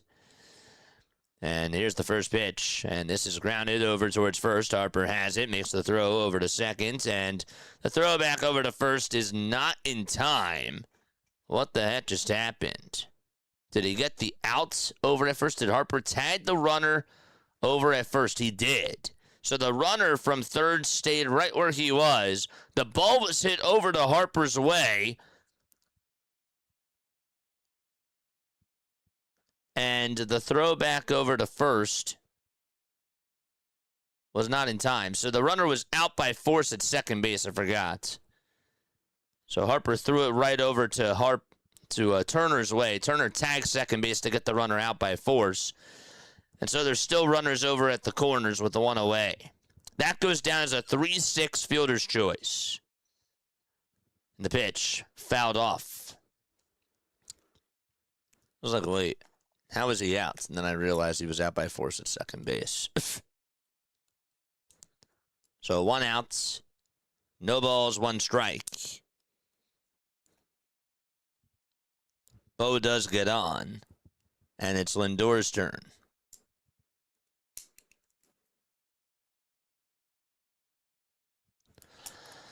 Now a double play ends the inning, and they could most certainly use that. No balls, 1 strike. Lazar kicks and deals, and the pitch is up high and away for a ball. Can't wait to see you guys there tonight. Should be fun. 1 ball, 1 strike to Francisco Lindor. Lazar gets set at the Phillies letters. And the 1-1 delivery. Swing and a foul ball. Still keeping our eyes on the Rangers game, as the Rangers are down by a run against the Braves. It was a 4-0 game, and now it's 4-3. 1 ball, 2 strikes. That game is in the top of the 6th. The 1-2 pitch up high for ball 2. Not even close. Not even close at all. Salem County, New Jersey, says Callie's mom. I think Caleb was here, but no, that's Callie's mom. What's going on, Callie's mom? How you doing? Warwick Township, says Michael. How you doing, buddy? 2 balls, 2 strikes, and 1 out in the top of the 6th. Lindor's 2-2 pitch. Here it comes. That's fouled off the mask of JT. Oh, my gosh, that's got to hurt. Both of these catchers are getting nicked up today.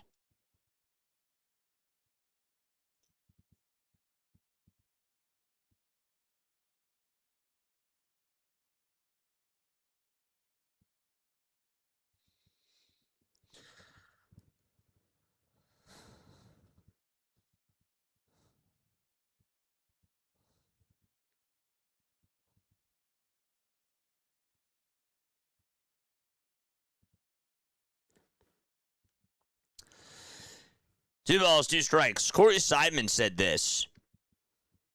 The Phillies have basically been 3 different teams in these first 100 games. The 2-2 is outside for ball 3. They've won 75. Listen to this. They've won 75% of the games started by Sanchez, Wheeler, and Luzardo. They've won 45% of Nola starts, and they've won 20% of games started by anybody else. 3-2 pitch, and Lindor fouls it away, and the count is still 3-2. That is where they are. I'm going to read that again. 75% of the games started by Sanchez, Wheeler, and Luzardo they've won. They've also won 45% of Nola starts, and they've won 20% of the games started by anybody else. The 3-2 pitch, and that's down for ball 4, and the bases are loaded with 1 out in the top of the 6th. Lindor and Bichette have gotten on base all 4 times today. They have gone 4 for 5 combined.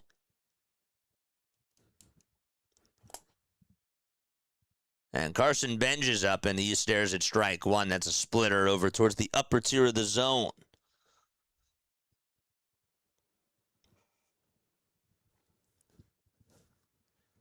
No balls, 1 strike to Carson Benj.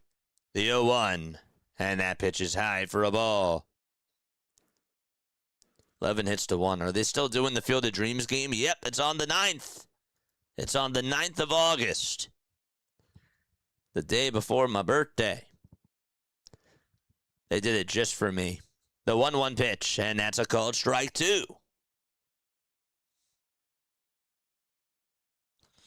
Ooh, Texas has runners at second and third with 2 outs. They could get the lead against the Braves. That would be awesome. And a pitch and change. Okay. Going on over there. 2 balls, 1 strike. Come on, Rangers. The 2-1 pitch. Swinging a ground ball, and that is hit over towards the right side, but it's a foul ball. Couldn't tell what the umpire signal was at first, but it was foul.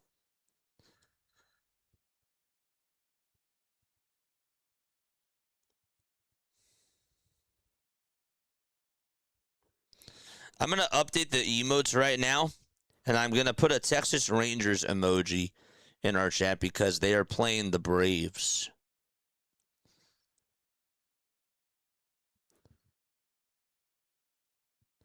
Next pitch, another foul ball.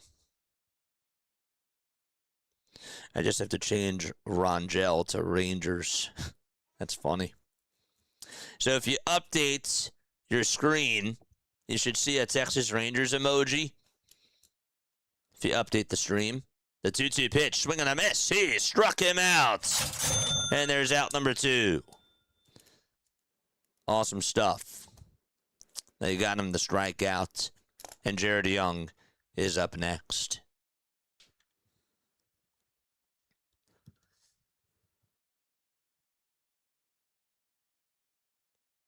I just put the Rangers emojis in stream.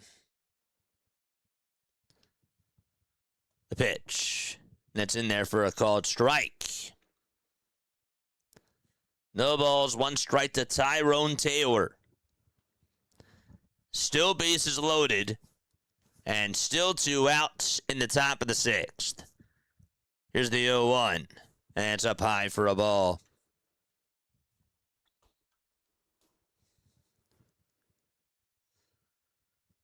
One ball, 1 strike to Tyrone Taylor.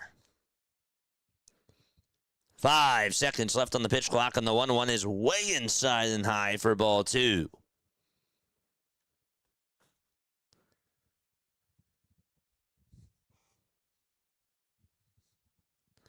Two balls, 1 strike, 2 outs, top of the 6th. Lazar deals, and the pitch is inside. Didn't get the call. Taken for ball 3. Oh, the Rangers had a chance. They couldn't get him. They couldn't get anybody home. That's too bad. All right, 3 balls, 1 strike, 2 outs, top of the 6th, and the 3-1 pitch. There's a grounder hit over towards shortstop. Turner has it, throws it over to first, and that is in time for out number 3. So the Mets do get a run, another run, but could have been worse. It's a 6-0 game as we go to the bottom of the 6th. We'll be right back in just a few moments. Don't go anywhere.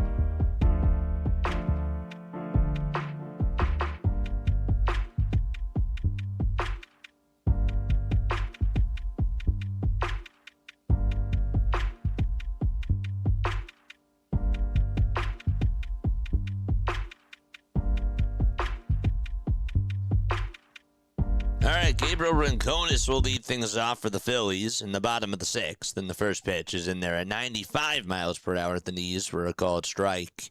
6-0 Mets. A fly out in the third for Gabriel Rinconis. And here's the pitch. The 0-1. Fly ball hit out over towards left field and slicing out of play. Phillies are down 6-0 here in the bottom of the sixth inning. It's no balls and 2 strikes to Gabriel Rinconis Jr. The Phillies have just not done a good job at the plate today. Just 1 hit to show for it, and the 0-2 is in there for a called strike 3. Nolan McLean today, 5 1/3, 8 strikeouts, 1 hit, 1 walk, and 76 pitches. He has been hypnotizing these Philadelphia Phillies. He has them in a coma right now.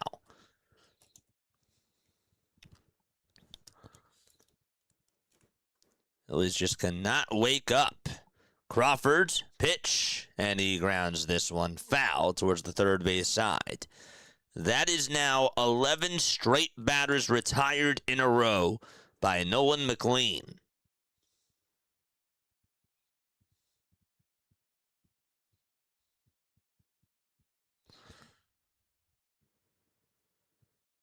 Next pitch is up high for a ball.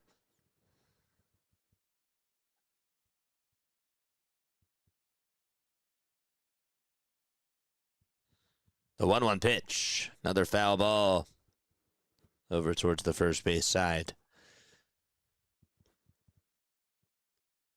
The Phillies are 10-19 in games not started by Sanchez, Wheeler, or Luzardo since April 25th.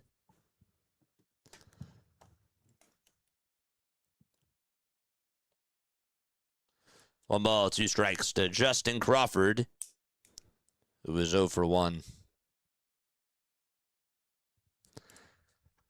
The 1-2 pitch. Crawford pops this one foul and out of play.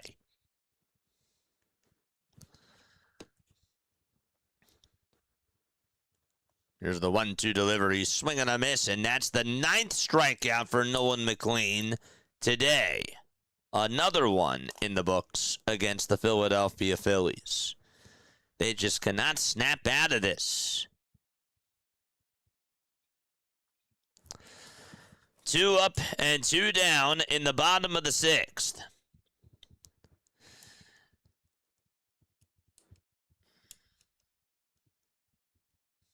The pitch to Turner. He grounds this one down the left field line, and that is going to go all the way towards the corner. And Turner will head on over to second base, and he gets on with a 2-out double here in the bottom of the sixth. All right, Trey Turner is on, and the Phillies have their first extra base hit of the ball game. It just stayed fair down that third base line. The streak is finally broken. Thank goodness. Charge! And Kyle Schwarber is up next. 2 outs, bottom of the sixth, and the pitch to Schwarber. It's in there for a strike at the knees at 81 miles per hour. That's Trey Turner's 299th career double. His 17th double of the season. And Schwarber calls for time. No balls, 1 strike to Kyle Schwarber.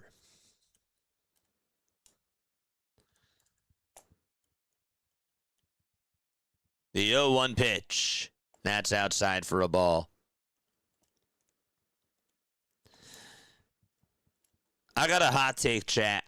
I don't know if you guys are ready for this, but I got a hot take for you. Are you ready for this? The 1-1 pitch, and that is fouled away. So you're telling us we have 3 aces, 1 mental reliever, and we might as well have the backup catcher start every game that anybody else started. Isn't that crazy? You ready for my hot take?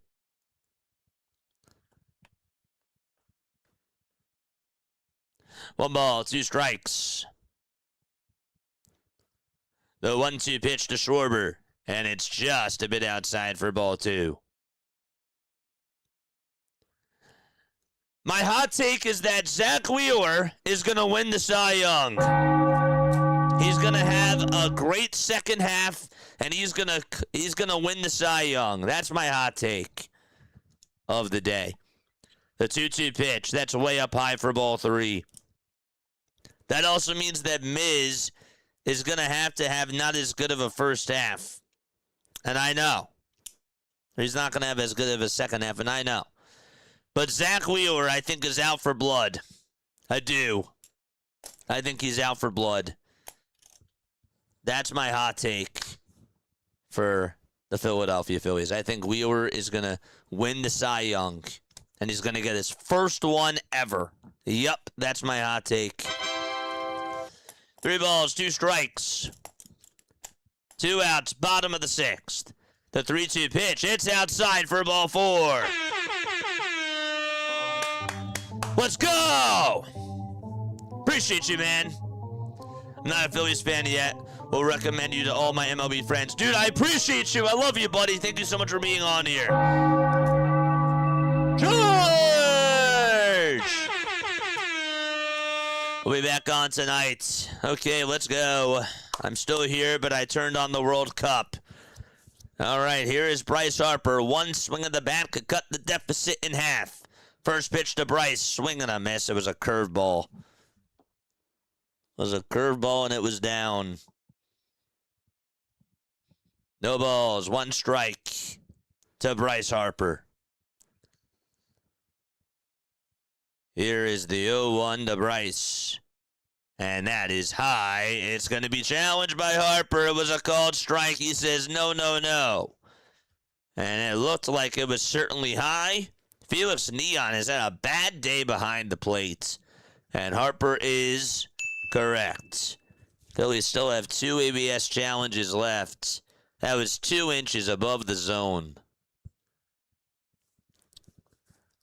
Rudiger, thank you so much for tuning on TikTok. 2 runners on, 2 outs, 1 ball, 1 strike to Bryce Harper. The pitch and a foul ball towards the left side and out of play. This is the first time today that the Phillies have had 2 base runners on with 2 outs. 1 ball, 2 strikes. The 1-2 pitch to Bryce Harper. It's up high for ball 2. The Rangers and the Braves are going to the 7th inning. Texas is down by a run. Marsh waits in the on-deck circle for the Phillies.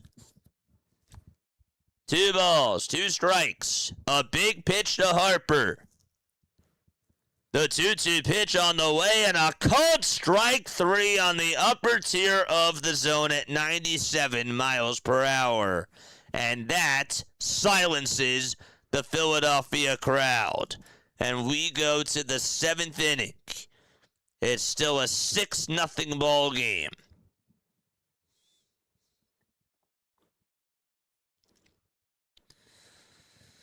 Oh, man. Brutal. Absolutely brutal. Turner gets on with a 2-out double. Schwarber walks, and Bryce Harper strikes out looking, and Nolan McLean strikes out the side. And that is how the inning comes to an end. Brutal. Okay. Time for us to go to the 7th. It's 6-0 New York. Andrew Painter's next start has not been revealed yet, according to Jeff Kerr. Expected to be early this week for Lehigh Valley. Painter is on his extended rest from the All-Star break and has not pitched since July 10th. July 10th. That was the last time that he pitched. Hopefully tomorrow is better, says Philly. Yeah, doesn't get easier against the Dodgers, but hopefully the Yankees give them a tough time tonight. You know, they played a doubleheader today. They just finished off the first game of their day-night doubleheader. We'll be watching the next one. That game will begin at 7:20. Phillies just have 2 hits. 2 hits. That's all that they have to show for today. The New York Mets have really just gone 3 for 12 today with runners in scoring position. They've left 9 men on base. The Phillies have only left 3 on base, but that's because they haven't gotten anybody on except for Turner. And also Bohm as well. Here comes Max Lazar pitching the 7th inning, and the first pitch is fouled away. Don't forget we have trivia when we go to the bottom of the 7th. Still keeping our eyes on the Texas Rangers game, too, as they trail by a run. The 0-1, and that pitch is fouled away. Good news, the Yankees did not give us a hard time, says Dodger Empire. Well, you still got a game tonight, my friend.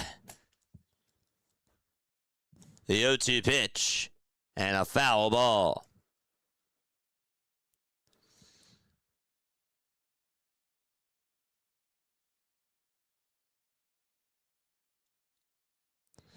All right, no balls, 2 strikes. Lazar fires again. It's down for a ball.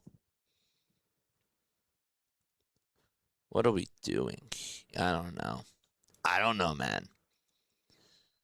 Do you think no one will allow over 2.5 hits? I think he's done. So, I think you're good. 1 ball, 2 strikes to Marcus Semien. Top of the 7th, nobody on, nobody out. The 1-2 pitch, and Semien flies one out over towards straightaway center. Crawford is there, though, has room, and makes the grab for out number 1.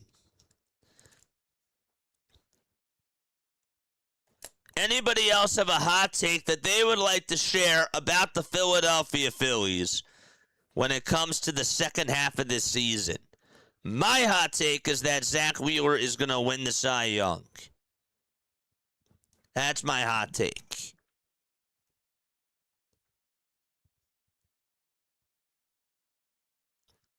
The pitch, swing and a miss.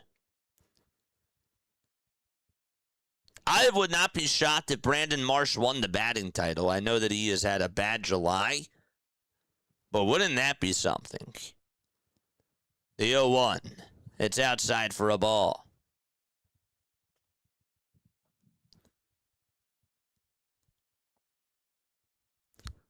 One ball, 1 strike. The 1-1 pitch. And it's up high for ball 2.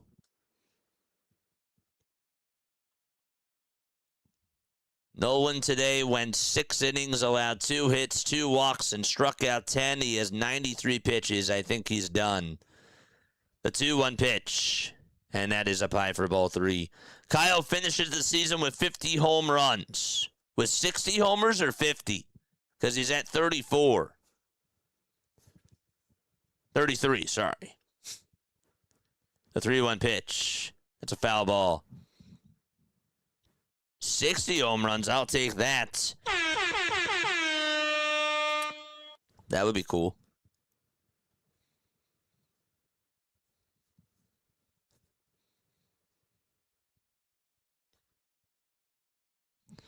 What's Bryce Harper at? Bryce Harper is at, 22 home runs? Harper's at 20.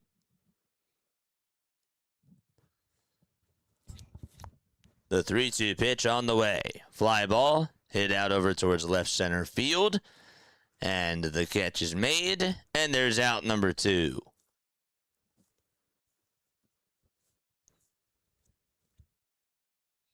I think that they're going to choke, says Michael. The Phillies aren't going to make it to the playoffs? That's your hot take?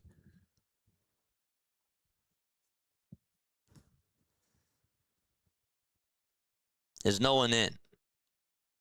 I said it about 5 times. I don't know how many more times I have to say it. The pitch is down for a ball. I said that he went 6 innings. He had 93 pitches. And I don't think he's going to come back in. He's not pitching right now. Top of the 7th, 2 outs, nobody on. The 1-0 pitch, and that's taken for a called ball. My hot take is that Dombrowski is left He's let go the final week of the season. If they actually did that, that'd be crazy. 2-0 pitch, swing and a miss. Schwarber 54 to 56 homers for the season. So John does not think he's going to get to 60. Okay. 2 balls, 1 strike. Lazar fires. And another one that's fouled away.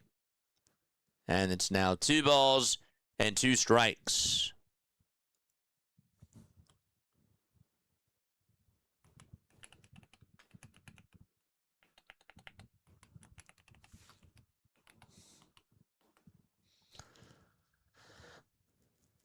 The 2-2.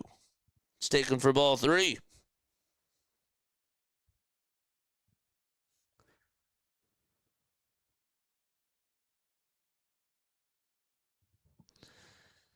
The 3-2 on the way, and that's down for ball 4. They just brought him back in some capacity. Yeah. Braves are going to the bottom of the 7th inning. They lead at 4-3 against the Rangers. Seth Johnson is warming up in the Phillies bullpen. Mets lead it against the Phillies 6-0.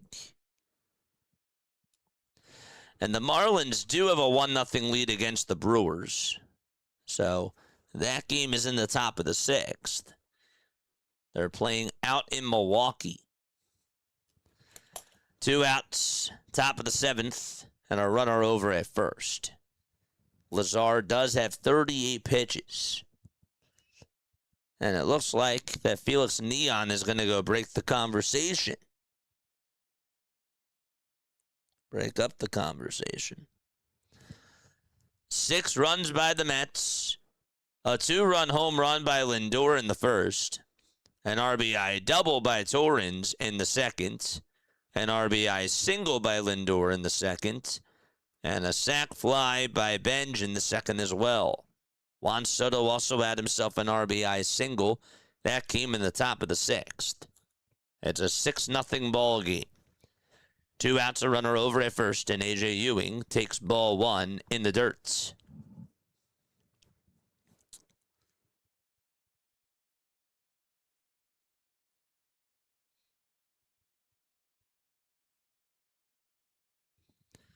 One ball, no strikes. Lazar fires, and that's a called strike on the upper tier of the zone.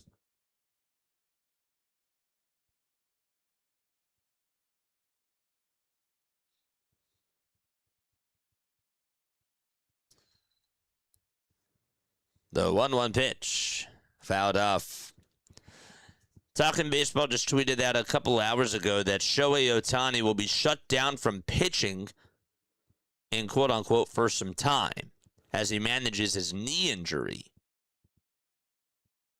that he's dealt with. 1 ball, 2 strikes. The 1-2 from Lazar. Ground ball hit out to right field. It finds a hole, and that is going to be a single. Runners will be over at first and third. The ball's deflected off the glove of Turner, and Bohm has to go back it up, and he does. And so a 2-out single provided by the New York Mets. And they end up getting more runners on base again. Did Young catch that?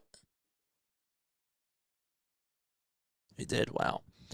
Don Mattingly's going to make a move, and that is going to wrap it up for his pitcher. And Seth Johnson will come on in. Max Lazar is done. And that wraps things up for him. 6-0 Mets, top of the 7th. 2 outs. 2 runners on the corners. And we'll be right back in just a few moments. Don't go anywhere.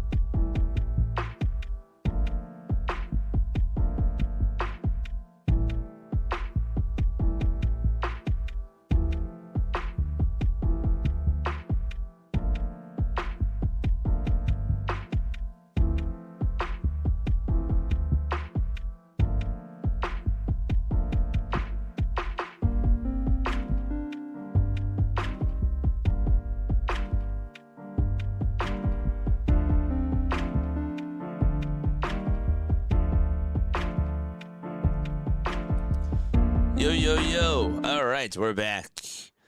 You should be saying poor Yankees, man. You're feeling yourself, man, as you should. You should be feeling yourself. You should be.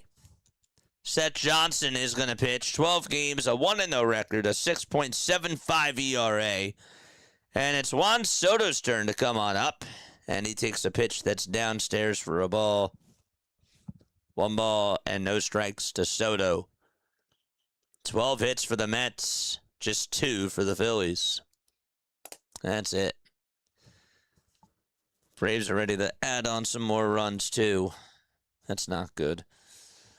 1 ball, no strikes to Soto. Johnson pitching against Juan Soto, and the 1-0 pitch is outside and high for ball 2. We are 33 subscribers away. For those of you who have been staying on here, thank you all so much for being on here. 2 balls, no strikes to Juan Soto. The 2-0 pitch. And that's down again for ball 3. Johnson has fallen behind in the count. He has a 6.75 ERA. He has given up at least 1 run in 3 of his last 4 appearances. The 3-0 pitch. And it's outside. That's a called strike. Soto will not challenge. Wow. Boy. 3 balls and 1 strike. That was a gift. Johnson fires again. Swing and a miss. And he is now tied up in the count. 3-2.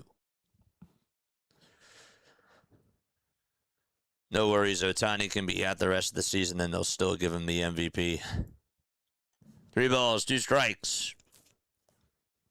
How can you watch it live? Unfortunately, this is the second best thing that I can do. I can't show the game. I can show you a 3D model, and I can also do play-by-play, but this is the best that you're probably going to be able to get. 3-2 pitch. And that's fouled off the foot of Juan Soto.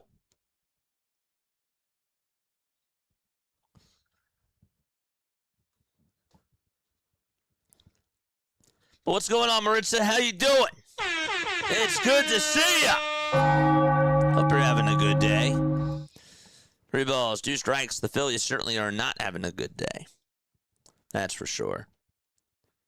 Johnson gets set at the Phillies' letters, and the 3-2 pitch, and Soto pops it up. It's hit out over towards shallow left field. Marsh comes running on in, and he has plenty of room and makes the catch for out number 3. Okay, it is now time for us to go to the bottom of the 7th inning. All right, I'm going to ask you a Phillies trivia question, and you only have 30 seconds to answer. I'm going to ask you a question, and if you get it right, you will hear this.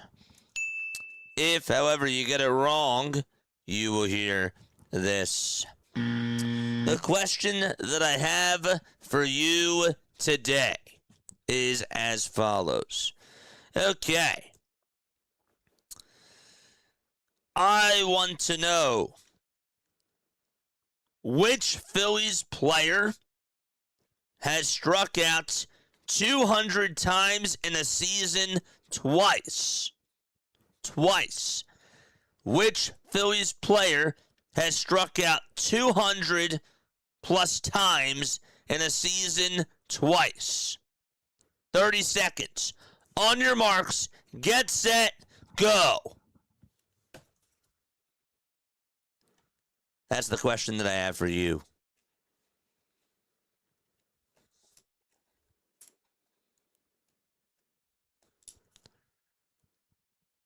$15 seconds. Howard.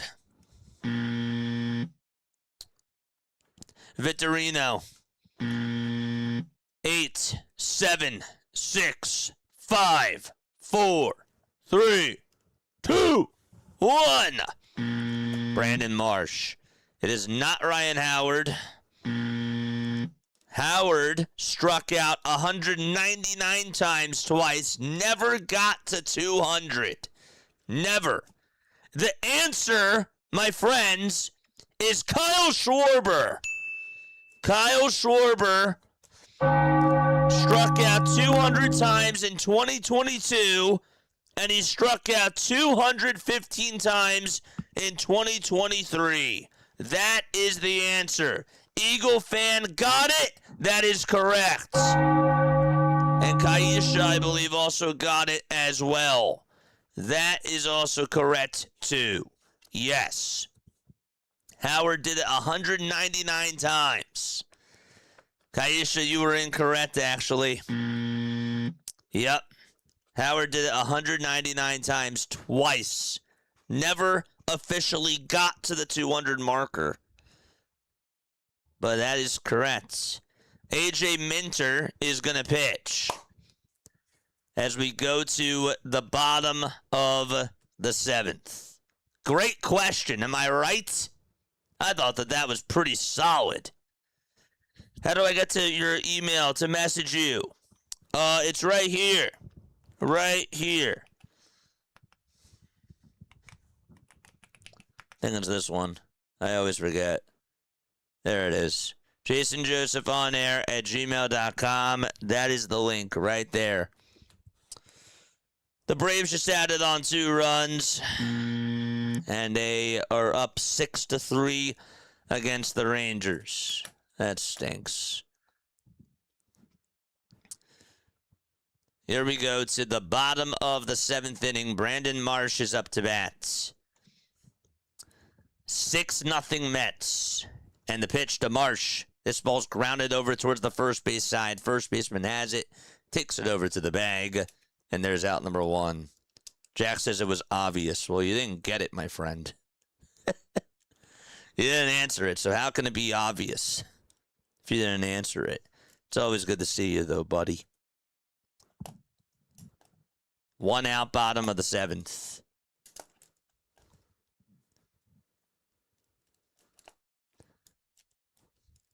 Bohm is up to bat. I love you, buddy. The pitch. It's up high for a ball.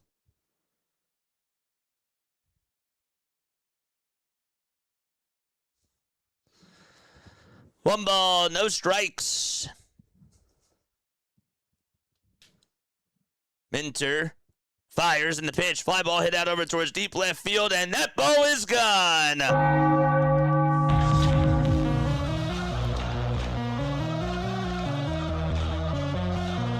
No spoilers in the chat, Rebecca, but I appreciate you for being on here.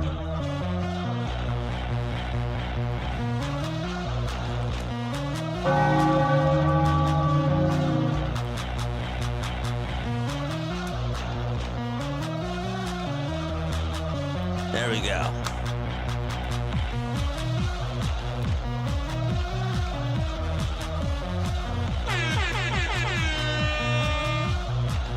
Check again, pal. I got it first. Thanks you so much for the $2 super chat. I appreciate it. I appreciate you. The pitch that is taken down for a ball. Did you get it first? Did I miss it? I see Phillies have too many players who shouldn't be on a team claiming that they want a chip. Okay, there we go. And then you said schwarber. Okay, got you. Okay. It didn't show up on my other one, so I apologize. Yes, you got it. Thank you so much for the $2 super chat, man. And my apologies. I take it back. 1 ball, 1 strike, bottom of the 7th, 1 out in the pitch, and that's a foul ball. I don't know why it didn't show up. It did not show up on here. That's weird. It's odd. I guess I don't always get the chats from YouTube on here. Huh. Whatever. I stand corrected. Check the app first, JJ. Learn the lesson. The 1-2 pitch. That's outside for ball 2. Using my ninja chat. It's a lot easier because, again, I can't, like, pull these up. I can't, like, display your chats if I just do it on the YouTube. So that's why I do it. 2 balls, 2 strikes. The 2-2 pitch to Bryson Stott, and that is outside for ball 3. The count is now 3-2. Sorry, Chad, I forgot. No worries. You're good. You good. You're good. I knew it was accidental. The 3-2 pitch. And Stott flies one out over towards right field. And that ball's going to get down for a base hit. And there's a 1-out single by Stott. He gets aboard. A.J. Minter is pitching for the New York Mets. Let's go. Still got 219 people rocking with us. Hit that thumbs up button and subscribe. Charge!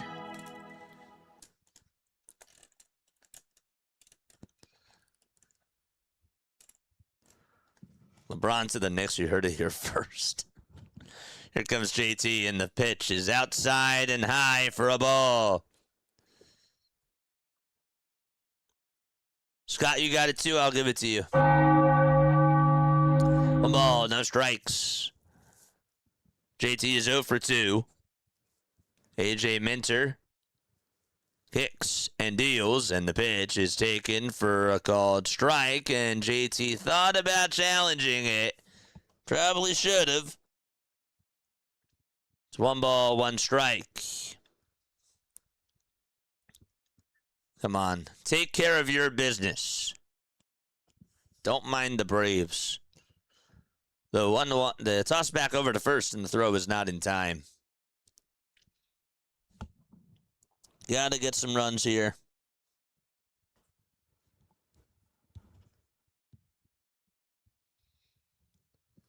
One ball, 1 strike to JT Realmuto.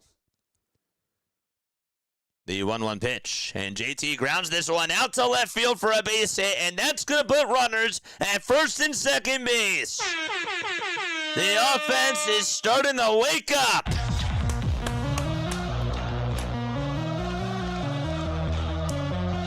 Drop the clocks in the chat. Wakey, wakey. Lowest number of strikeouts for Kyle has been 197 for the Phillies. That is also correct. Jack, you're the MVP.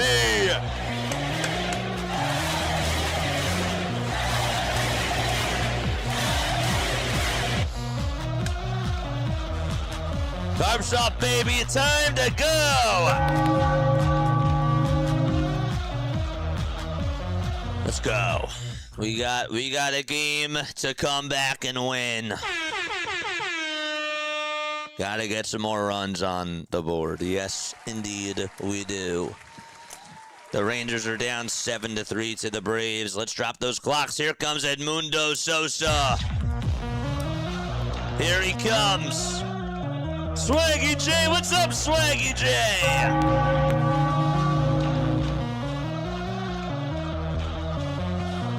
Razavan's warming up in the pen. Sosa will pinch hit for Rincones.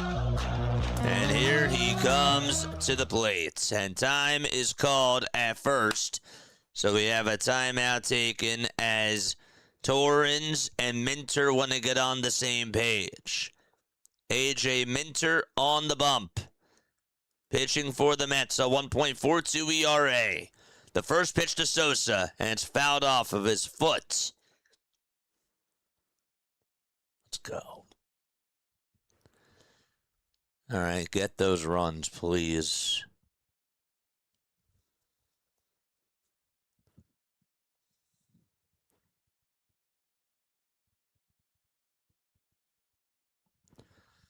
No balls, 1 strike. The 0-1 pitch to Sosa. Ground ball hit over towards the third base side. Third baseman has it. Throws it to second for 1. The throw to first, and that's a double play. And the inning is over. All right, and that's going to make us go to the 8th inning. Sosa is holding it for a second. I don't know if Mattingly says hold up. Is he going to challenge? Nope, they're not going to challenge. All right, time for us to go to the 8th. Phillies are still down by 5. It's a 6-1 ball game. Bichette, Lindor, and Benj are coming on up.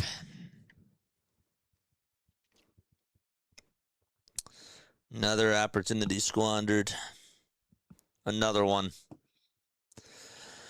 All right, time for us to go to the 8th. Where are we tapping on in from today? Let's go. Where are we tuning in from? Let us know down below. That was not good. But you know what is good? Seeing you guys on here. Showing all the love and the support to Phillies Nation. Where are we tapping on in from today? Let me know. Shane from Ohio. What's up, Shane? How you doing, buddy? What's up, Shane? Good to see you on here, dude. Exton, says Steve.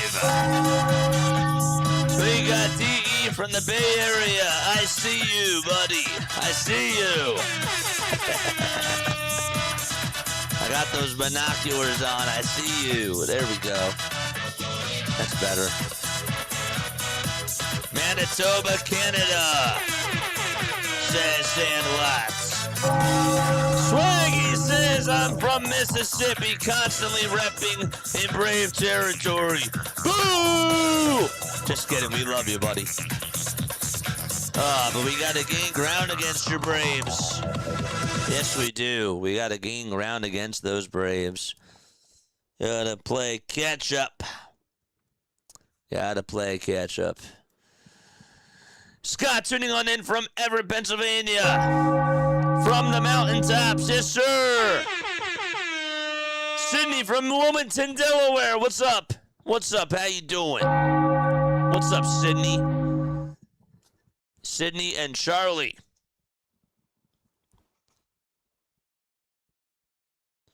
Oh, good. Higashioka just got an RBI double, and the Rangers are down by 3. That's good.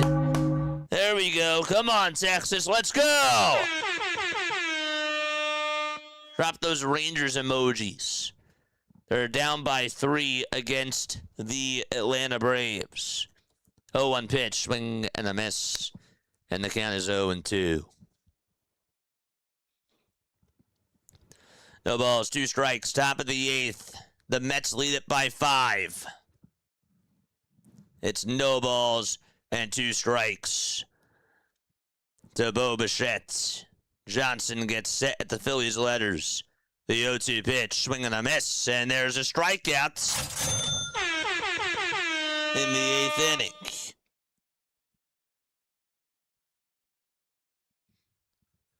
Let's go. Come on, Rangers. Come on, Phillies. 1 out, top of the 8th inning. Johnson gets set at the Phillies letters against Lindor. Johnson kicks and deals, swing and a miss. That was at 99 miles per hour. Oh, hell no. I mean, everyone here are Braves fans. Oh, I got you. I got you. I got you, buddy. I got you. I totally misread that. The balls, 1 strike. It's still good to see you, dude. Lindor's 2 for 2 today. The 0-1 pitch, and Lindor smacks one out over towards deep center field. That ball's going back, and it's going to hit off the top of the wall. Lindor's thinking 2. The throw to second is off the line. And there's a 1-out double by Lindor. He's gotten on base every single time today.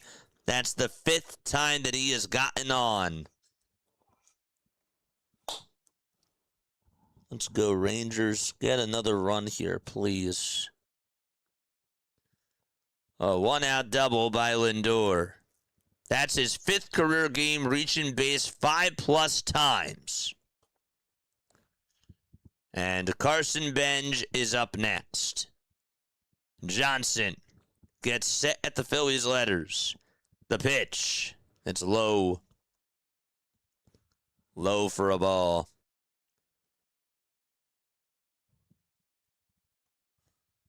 Crawford, yikes. I didn't think he had a chance to catch it, though.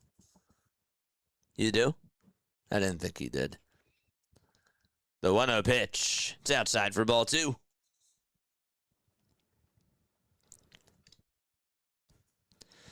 Two balls, no strikes.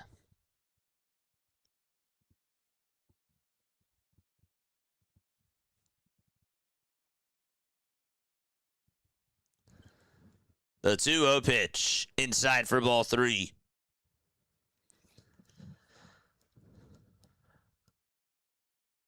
Only down by a field goal and a 2-point conversion. That's it. That's it. 3-0 pitch, and that's up high and away for ball 4. Rangers couldn't get another run home.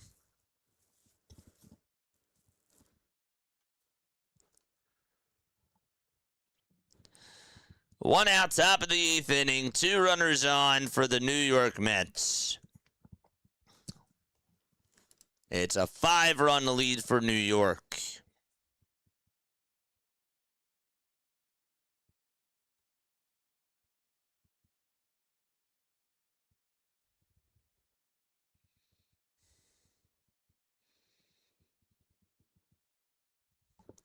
The pitch. That's to Taylor. It's inside for a ball. We are 32 subscribers away from getting to 11,600. 1 ball, no strikes. Johnson kicks and deals, and the pitch is inside again for ball 2.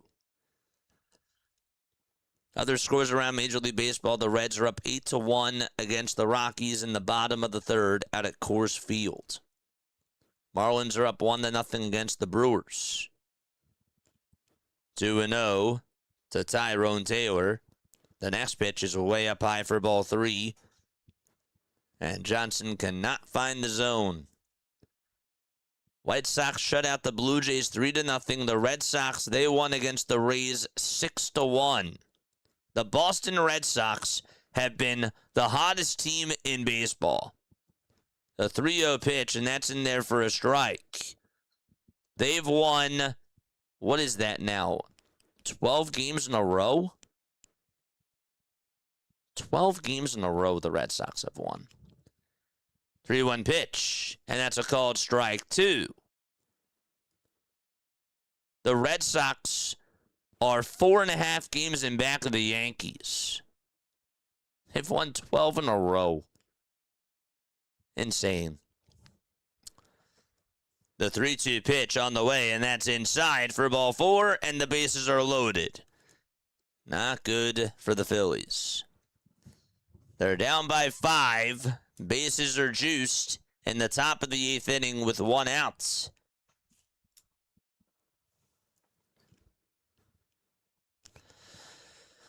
Oh, boy, and Marcus Semien, who's 0 for 4 today, who has struck out 3 times, is going to come on up to the plate again. He struck out in the 1st, the 3rd, and the 5th. And then he flied out to center in the 7th. After the game is done, we got a post-game show. Make sure that you guys stay on for that. 1 out, bases juiced, top of the 8th. If you're over on Twitch or on TikTok, welcome aboard. My name is Jason Joseph, and this is Play-by-Play with JJ. We got the Yankees taking on the Dodgers tonight. That game will be at 7:20 p.m. Eastern Time. What's up, Adam? How you doing, buddy? He says, go Mets. What's up, dude? How you doing? 1 out, bases loaded, top of the 8th. Semien, 0 for 4, he's up. The pitch, and that's way up high for a ball. He just cannot find the zone. Can't even find the zone here.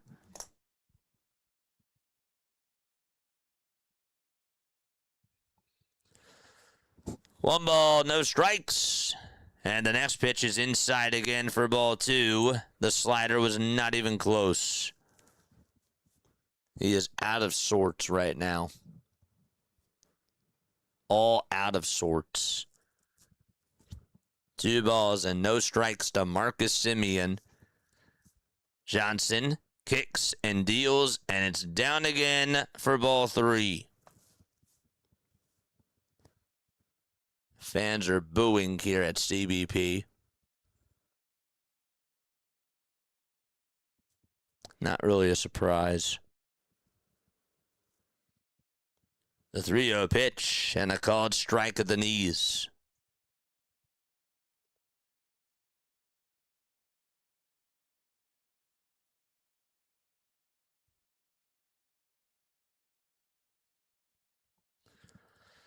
3 balls, 1 strike. Johnson fires, and the pitch is fouled away. 3-2 is the count. Alan Ronhel's final stat line for today: 4 innings, 7 hits, 5 earned runs, 3 walks, and 4 strikeouts. The payoff pitch on the way. Swing and a miss. He swung at ball 4. Can't believe it. There's out number 2. That was way up high. Simeon gets the sombrero. Insane. 4 strikeouts for Marcus Simeon. And he is 0 for 5. 2 away, top of the 8th inning. And it's Brett Beatty's turn. The pitch is in there for strike 1.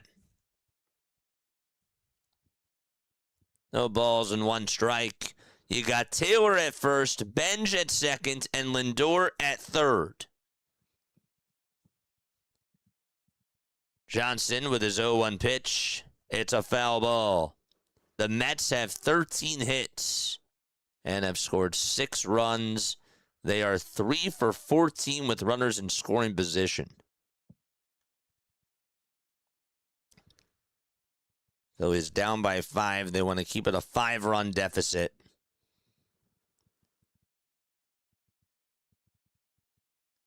Here comes the 0-2 to Beatty. Swing and a ground ball hit towards the right side. Second baseman has it, throws it over to first. And the inning is over, and the team is still technically in it. All right, time to go to the bottom of the 8th. Crawford, Turner, and Schwarber are going to come on up. I'm going to take one more quick step off. I will be right back. Don't go anywhere. I will see you very, very soon.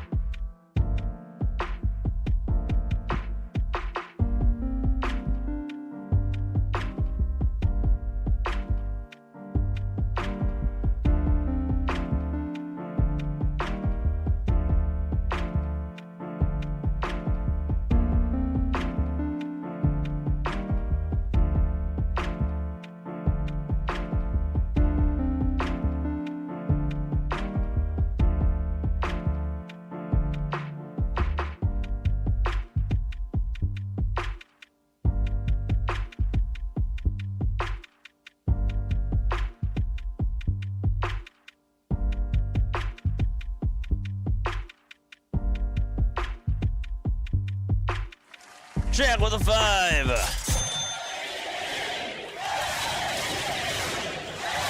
The Washer Brazzerman's going to pitch.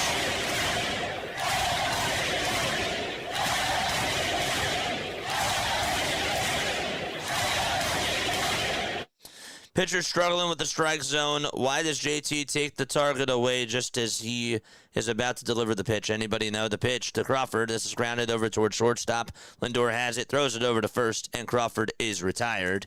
And there's one away in the bottom of the 8th inning. Thank you so much for the 5, man. I appreciate it. Yeah, I don't know. Like, Marcus Simeon just struck out of the pitch.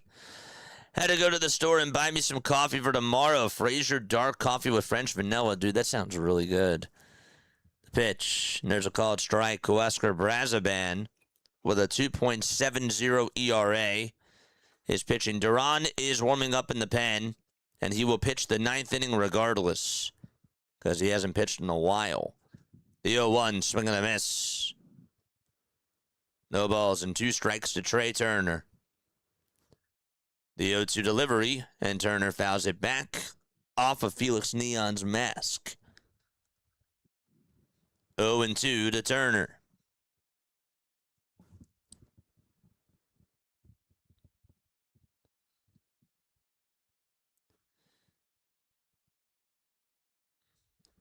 The 0-2. It's down for a ball. I don't know about this Crawford guy. He reminds me of Willie Mays Hayes, but his speed every time he puts the ball in the air, he should do push-ups. The 1-2 to Turner. This is popped up behind home plate. The catcher Torrens gives it a look, and it's going to go into the seats.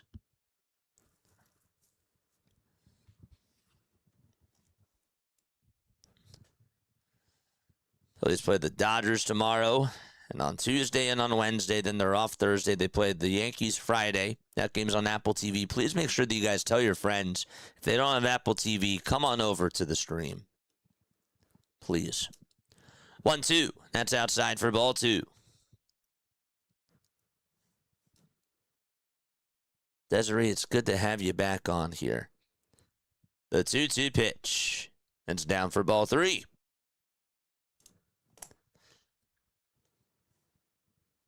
It's a full count to Trey Turner. Phillies are down by 5. Bohm did have a solo home run. The 3-2 pitch, and Turner fouls this one off, out of play. That home run by Bohm, which came in the bottom of the 7th inning, that was his 12th of the season. 3 balls, 2 strikes. The 3-2 pitch, and Turner stays alive. May have swung at ball 4.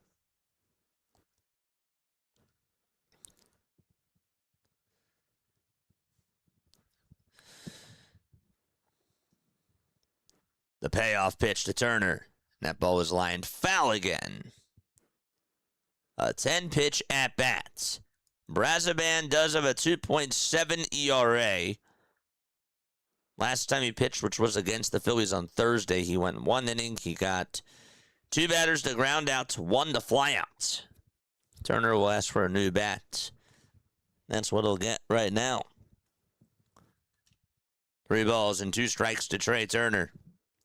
Just a score update on the Braves game. It's 8-4 Atlanta in the bottom of the 8th with 2 outs. 3-2 pitch, and that's down in the way for ball 4. And Kyle Schwarber is up.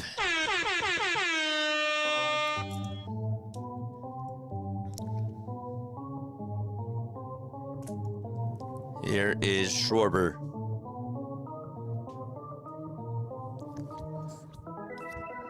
Charge! Kyle is up to bat. 1 away, bottom of the 8th. A runner over at first. Is the door still open for Philadelphia? The toss back to first, and Turner is safe. Kyle lined out to center, struck out, and walked. That's been his day so far.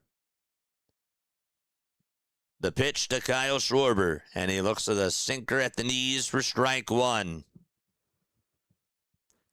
Duran is warming up in the Phillies bullpen. And he will pitch regardless of what the situation is. The 0-1 to Kyle. Foul ball right off of his back foot. That's 0-2.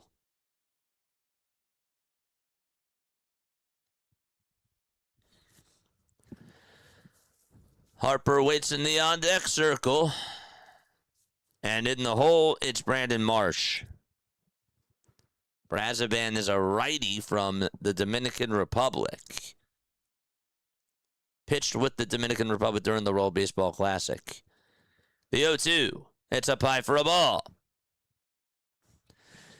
Another 5 from Jack. Appreciate you, buddy.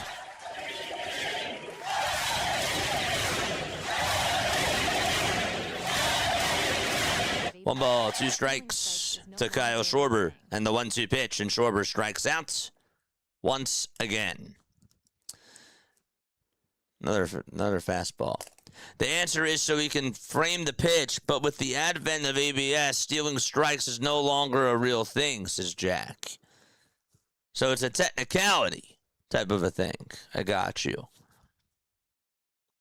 Pitcher struggling with the strike zone. Why does JT take the target away as he is about to deliver the pitch? Because he has to frame it so that he can frame the pitch, but with the advent of ABS, stealing strikes is no longer a real thing. Got you. First pitch is in there for a strike. And the toss back over to first, and Turner dives back in there safely. But he can still do that, obviously, when there's like no ABS challenges left. The 0-1 to Harper. That's a foul ball. That's cool. Thank you so much for the 5, Jack. And thanks for that, too. That's really interesting. No balls, 2 strikes. 10 seconds left on the pitch clock. The 0-2 to Harper. And that ball is fouled. Got a piece of the changeup.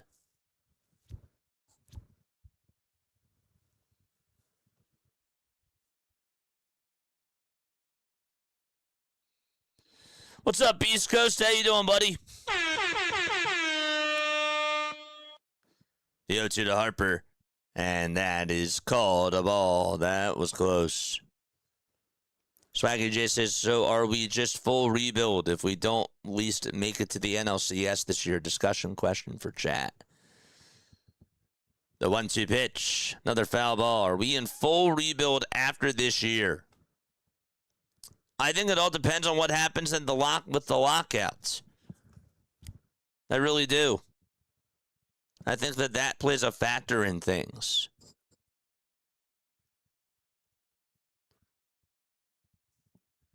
The 1-2 pitch to Harper, swing and a miss, and the inning is over.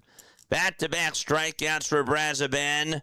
We go to the 9th inning. It's 6-1 Mets. Torrens, Ewing, and Soto are due on up.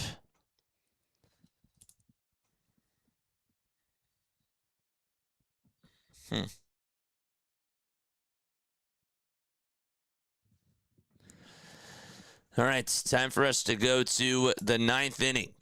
Don't forget, after the game is done, folks, that we have a post-game show where we will talk about everything that went wrong today, at least so far. And we still got one more inning left to go. We'll also take phone calls. If you guys want to call in into the show, please do. Please call on in. I love it when you guys call on into the show.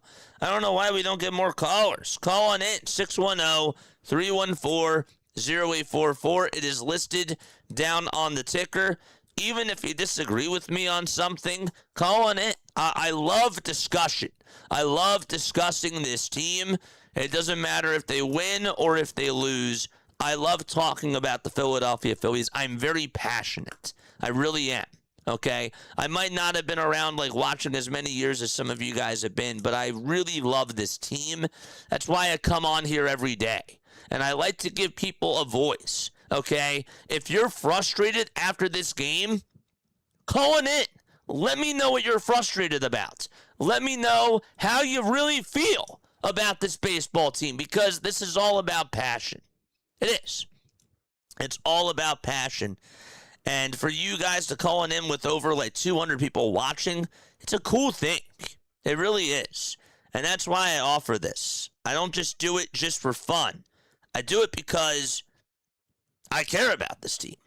And I'm sure that you guys care about them too. So it's cool to be a part of the chat, but I really love getting to know my callers. And I like getting to hear what you guys have to say about this baseball team. So calling in after the game is over, when we're doing our post-game show after we give our thoughts, please make sure that you guys call in. And if you can't call in live, leave a voicemail message. You can do it right now. Duran's going to pitch the top of the 9th inning. The first pitch is inside for a ball. The Rangers did lose to the Atlanta Braves. The final score was 8-5. So the Braves are 2.5 games above the Phillies in the NL East. Next pitch, foul ball. And it's 1 ball and 1 strike. We can turn this off. Duran kicks and deals. The pitch is down for ball 2.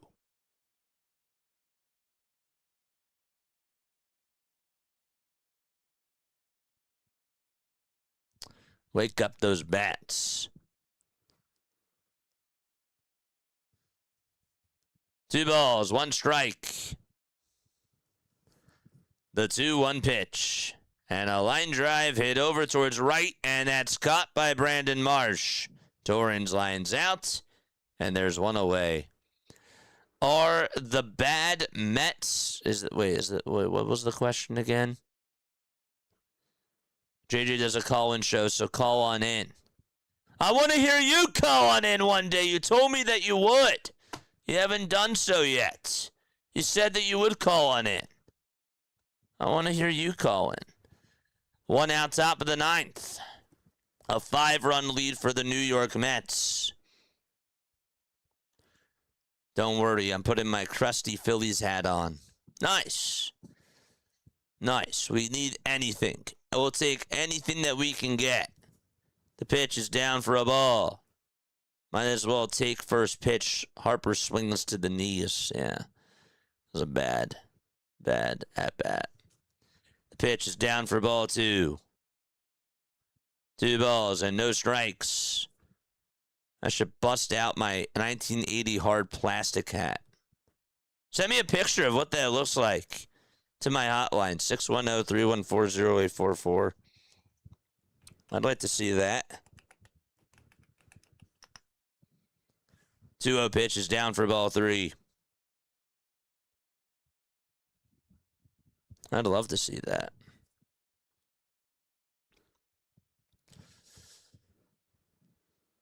We're actually just going to get started with the post-game show right away. We're not even going to take a break, nothing like that. We're just going to get on into it. There's no reason to wait. The 3-0 pitch is in there for a called strike, and it's 3-1. Phillies ownership is continuing to pay for results they didn't get. It is going to be difficult for these guys to pull it off now. 3-1 pitch. Chopper hit over towards shortstop. Turner plays it on the hop, throws it over to first, dugout by Harper. And there's out number 2. 2 up and 2 down.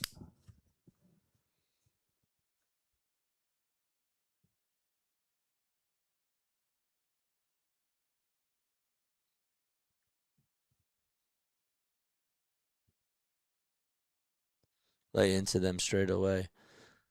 Maybe. You said that you would call in. You said you would one day. 2 outs, top of the 9th. The pitch. And that's taken a little bit inside for a ball. It doesn't have to be today, but you did say, like last year, that you would call in. I haven't heard one call from you, brother. And I love it when you're here in the chat. 1-0. That's a pie for ball 2. It was at 100 miles per hour. 2 balls, no strikes. Duran gets set above the belt. And the 2-0 delivery, swing and a miss.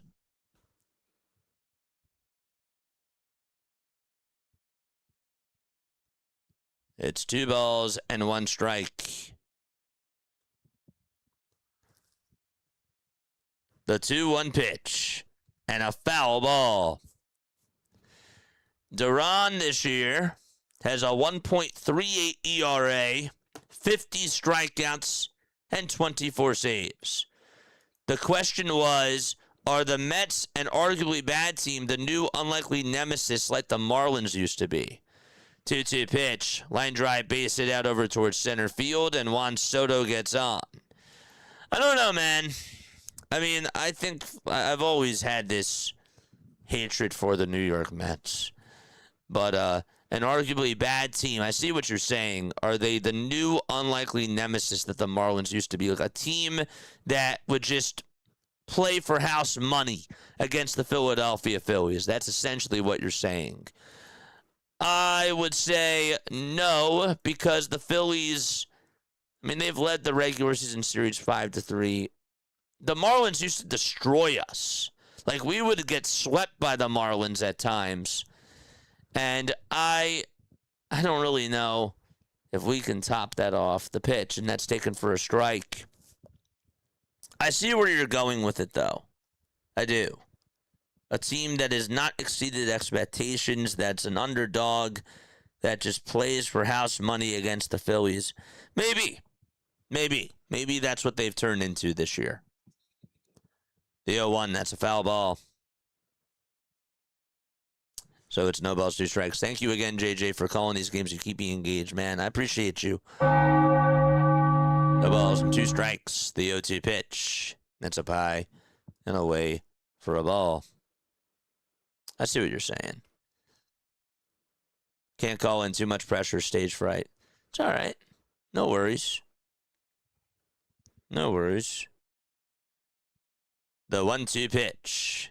That's down and away for ball 2.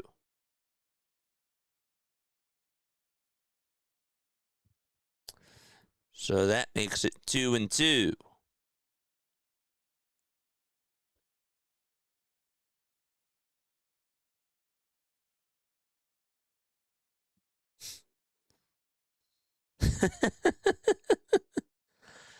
Two balls, 2 strikes.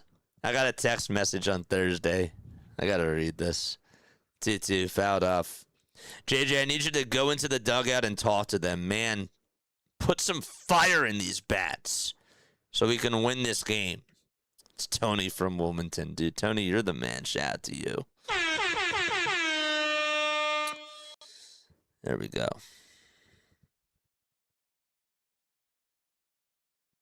It's funny.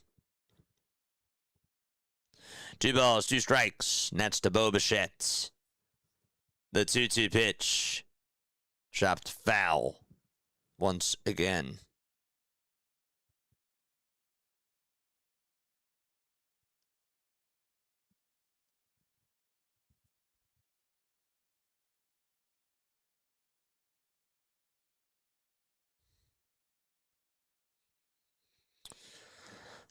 Two balls, 2 strikes. Duran kicks and fires again, and Bichette fouls it off. Yesterday, the Philadelphia Phillies, top of the lineup, ended up going a total of their first 5 hitters went 9 for 20. 9 for 20 they went yesterday. Today, the Phillies' top 5 hitters ended up only getting 3 hits in a total of 16 at-bats. The pitch, ground ball hit over towards short, and the throw over to first is in plenty of time. The Mets today, I'll put it to you this way, their top 5 hitters have gotten a total of 10 hits. 10 hits, and they have 14 hits today.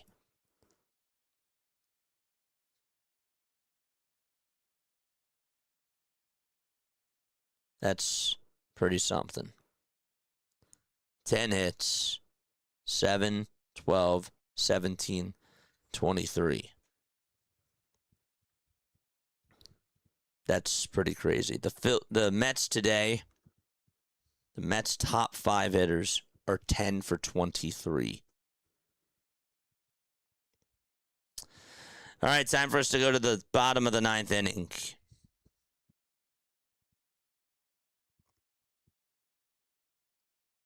Are 10 for 23 this afternoon.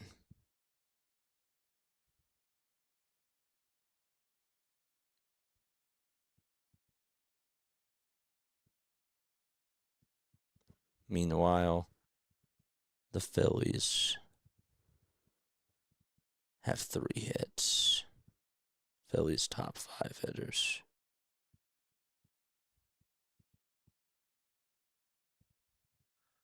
What did I say? 3 for 17? 3 for 16.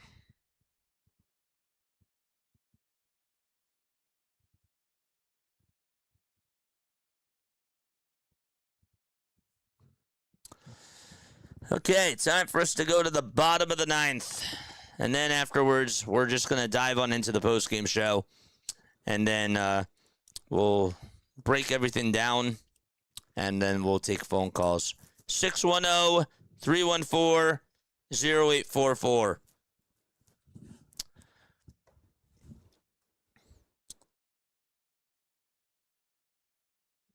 I'm going to change it up a little bit today. After the game is done, calling in. Just calling in after the game is done. After the game is done, just calling in. Give me your thoughts. Fire away. I'm down to try it. I'm down to try something new. Perez is going to be out there to pitch. After the game is over, just call in. Just calling into the show. We'll take phone calls. That's how we're going to do it today. We're going to spice it up a little bit. The pitch is down for a ball. 1 ball, no strikes. That's to Brandon Marsh.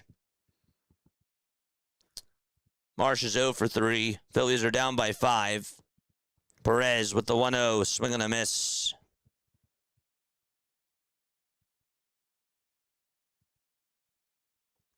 Cionel Perez is pitching. 1 ball, 1 strike.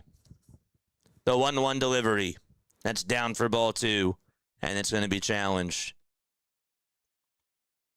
Nothing good, I hope. What's going on, chat? What is going on? Giving up 14 hits, no bueno. Calling in 610-314-0844. Right after the show's done. We're just taking phone calls. I want to take phone calls. I really don't have like too much to say. 2 balls, 1 strike. Bottom of the 9th. And the pitch. Line drive hit by Brandon Marsh out to right field for a base hit. And Brandon Marsh will get on with a leadoff single to start off the bottom of the 9th. There we go.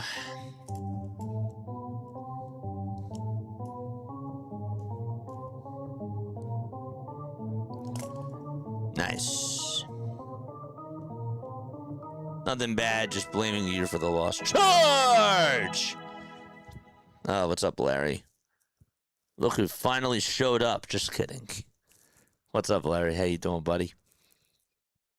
Pitch. That's in there for a strike at the knees.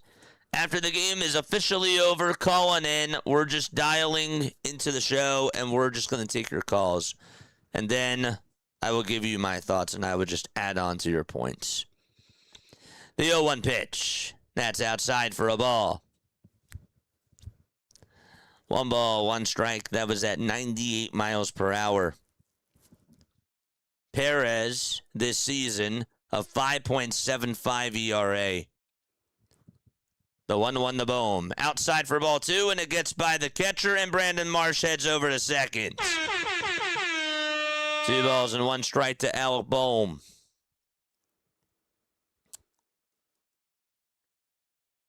2-1 to Bohm. Phillies are 0 for 3 today with runners in scoring position. They've left 5 men on base. Once again, thank you so much to all the super chatters. Jack Dwight, I appreciate you. Also, Denbrew, thank you so much for the 20 months. I really appreciate that. Don't forget to like, don't forget to subscribe. The 2-1 to Bohm. And a called strike 2. It's a slurve on the outside edge.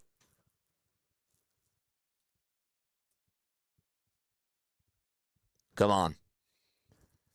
The Braves won. We got to take care of business. The 2-2 pitch. And Bohm fouls off ball 3. That was high. Perez has really struggled over his last couple of outings. Gave up 2 earned runs in his last outing, and 3 outings before that he allowed 4. The 2-2 to Bohm. Swing and a miss. And there's out number 1 in the bottom of the 9th inning. He swung at junk and got nothing to it. So that means Bryson Stott is up next. It'll be lefty versus lefty.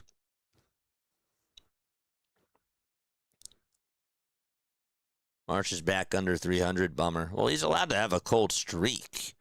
Can't stay hot forever. The pitch. Net's taken down for a ball. You're not always going to bat 1,000. Come on.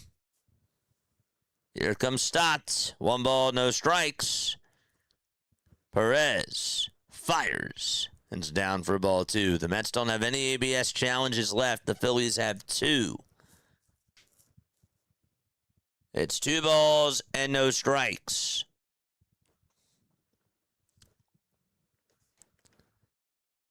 The 2-0 to Stott. Strike 1. It's a fastball down the pike. The Marlins are up 1-0 against Milwaukee in the bottom of the 8th inning. At American Family Field. The 2-1 pitch to Stott, swing and a miss. A slurve. And Stott got out in front of it and was fooled.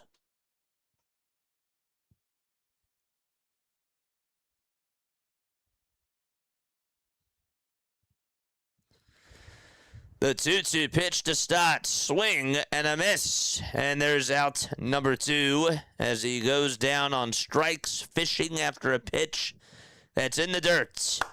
And we are down to our final out.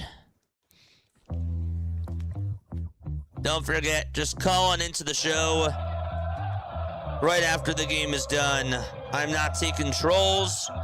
Just make sure that you give me your thoughts on this game. JT is up, and the first pitch is down and inside for ball 1. We are 31 subscribers away from getting to the 11,600 marker. Remember, we're coming back on tonight for the Yankees-Dodgers game. So we'll be on for that. The Phillies play the Dodgers tomorrow. 1-0 pitch, swing and a miss. That slurve is working very well for Perez.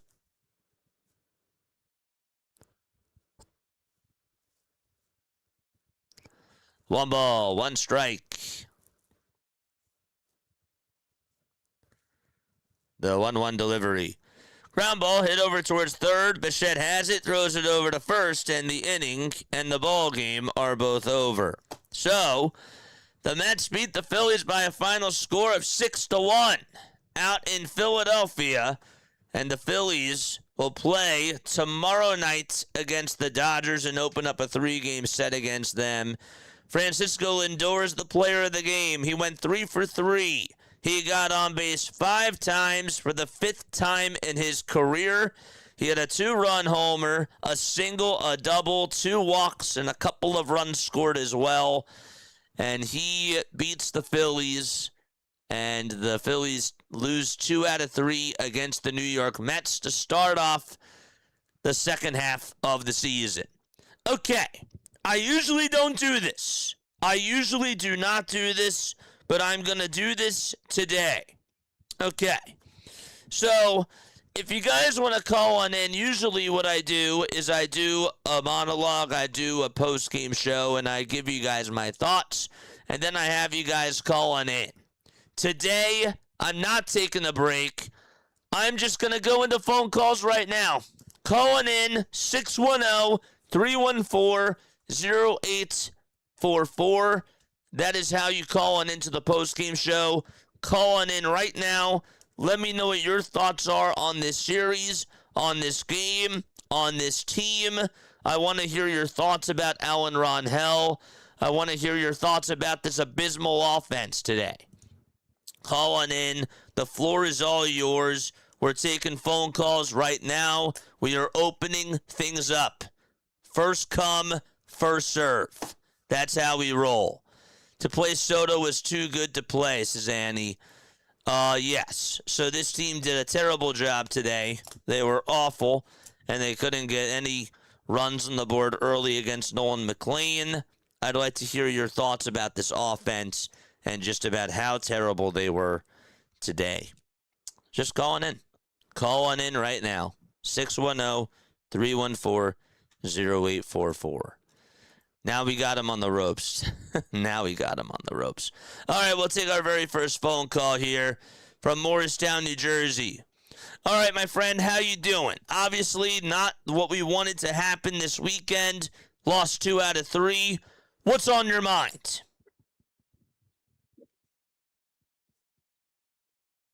Eight 856, you over on the line, my friend. Can you hear me? 856. You think we could get Lindor? You there? We need Lindor Lindor for our shortstop, please. So you're in on Francisco Lindor over Trey Turner. I brought this up yesterday. Absolutely. I brought it up yesterday.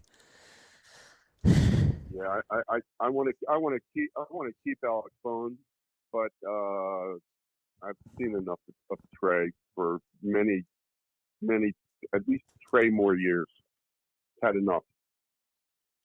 I've had enough too. I've had enough of his defense.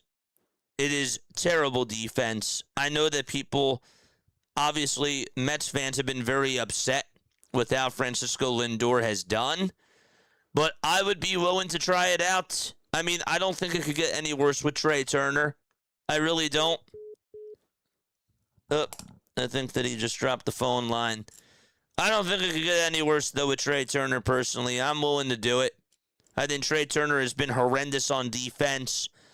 I think that Francisco Lindor, if he gets a change of scenery, maybe that could revitalize his career. He's looked upon as the captain when it comes to the New York Mets. He's looked upon as the leader of the team. I'll tell you what, if he comes on over here, I don't think he's looked upon that way. I really don't. JJ, what are you smoking? That's how I feel. That's how I feel. I think if Francisco Lindor comes on over to Philly, he's going to have a better career. I do. I think that could actually revitalize his career. And the Phillies get rid of Trey Turner, who has been horrendous on defense, and he's been your leadoff hitter every day. Francisco Lindor is a switch hitter. The only thing that concerns me about Lindor is health. That's the only thing that concerns me about Francisco Lindor is health. I just think that he could provide a boost to this team, and I do feel like that he would actually get a little bit more excited playing with Kyle Schwarber and Bryce Harper and with some really good pitching and on a team that is a contender. I think that it would be a really good fit for the Philadelphia Phillies. I will take Francisco Lindor any day over Trey Turner. That's how I feel. That's where I am. And I will totally do that. I will totally do that any day of the week. I know that when we take a look at stats comparisons this year, it's been a down year for Lindor. It has also been a down year for Trey Turner, too. I will say that. And Turner, you can say all the metrics that you want, that he's hitting the ball better. I just think eye test-wise, Francisco Lindor is better. I think Francisco Lindor can make a much bigger impact than Trey Turner. It's been a bad season with Trey Turner. He's been so awful on the defensive side of the diamond. He's one of the worst fielders I've ever seen. The only thing that he provides for you is speed. And when he's not getting on base, what does that matter? What does that matter? Stroudsburg, Pennsylvania, you are on the line. How are you feeling after this god-awful weekend? It was pretty bad. I will say that. It was. And you asked the question about Francisco Lindor, trading him for Trey Turner. I did. I'd do it in a heartbeat. You would do it in a heartbeat. Tell me why. Tell me why. Because I think overall, he's a better player. He's a better defender. He's a better hitter. I agree. I also just feel like when I'm watching Trey. So here's the other thing that I put to this too. Francisco Lindor, when he was brought over to the Mets, there was a lot of, I don't want to say pressure on him, but he was supposed to be the captain. He was supposed to be the leader of the team. If he comes on over to Philadelphia, I think that he is not looked upon that way. I think that Kyle Schwarber and Bryce Harper, I think that they take that pressure off of him, and for a guy coming on over across I-95, for him to just be looked upon as the guy that can help them, I think that would give him more of a boost. Plus, he's in a more hitter-friendly ballpark. That's the way that I look at it. Agreed, 100%. So, yeah. Yep. I would do that. I mean, hey, I don't know if you follow the NBA, but we saw we thought that Paul George was never going to get traded on the Philadelphia 76ers, and we were stuck with such a bad contract, and they turned that into Jaylen Brown. I mean, people will take on bad contracts any day. Yep. So, I think if we could turn it around for Lindor, it's great. Question about the starting pitcher. Yes. We need pitching desperately.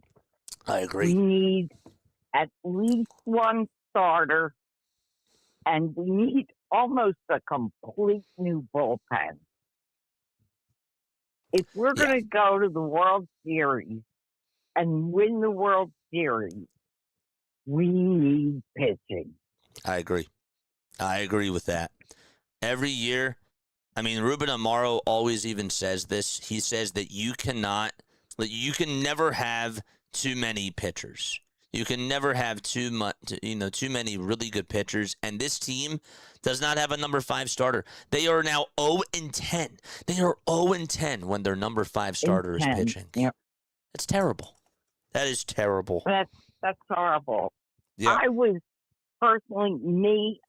upset when they let Ranger get another contract elsewhere. Me too. I was upset. We should still have Ranger Suarez. As soon as they decided to extend Christopher Sanchez, and they did it at the perfect time, it made me realize that Ranger was probably not going to come back. And it made me think to myself, well, they should have done that with Ranger earlier because it was too late.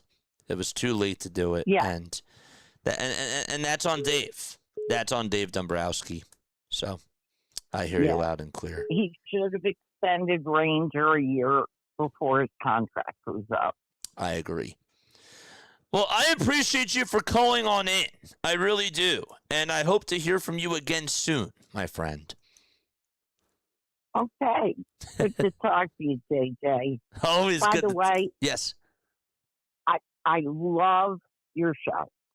I love you too. Thank you so much. I really enjoy listening to you. It takes me back to when I was a kid and I would listen to the Phillies on the radio with Harry and Whitey. Yep. What a great duo. Listening to play-by-play. Yeah, they were fantastic. Great duo. Oh, I love them. All right. I will talk to you soon. Thank you so much for calling in, and thank you so much for the kind words as well. I appreciate you. You're welcome, JJ. Take care. Take it easy. Shout out to our friend in the chat. Let's go.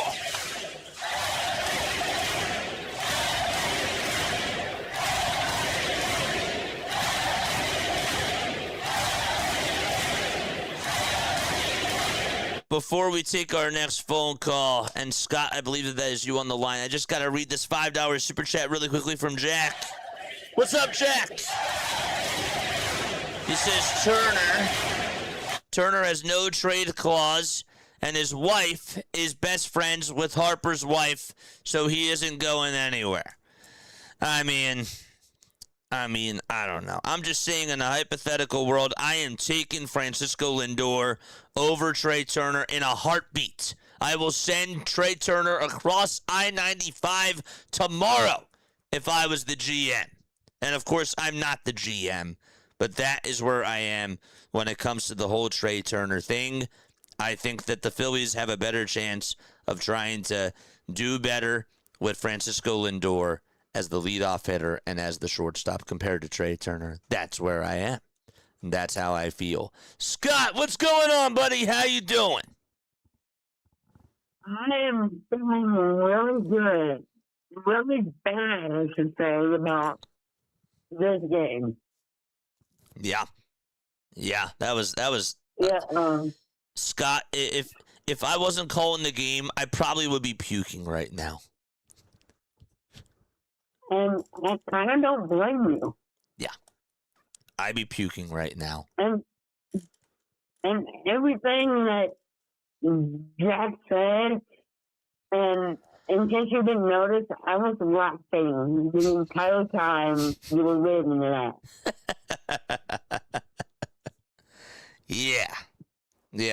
That's where we are, man. This team this weekend played like a joke. And look, I'm not telling you that they're not going to make it to the playoffs. I'm not telling you that they're not going to contend, but obviously they have flaws. They've been having flaws for the last couple of years.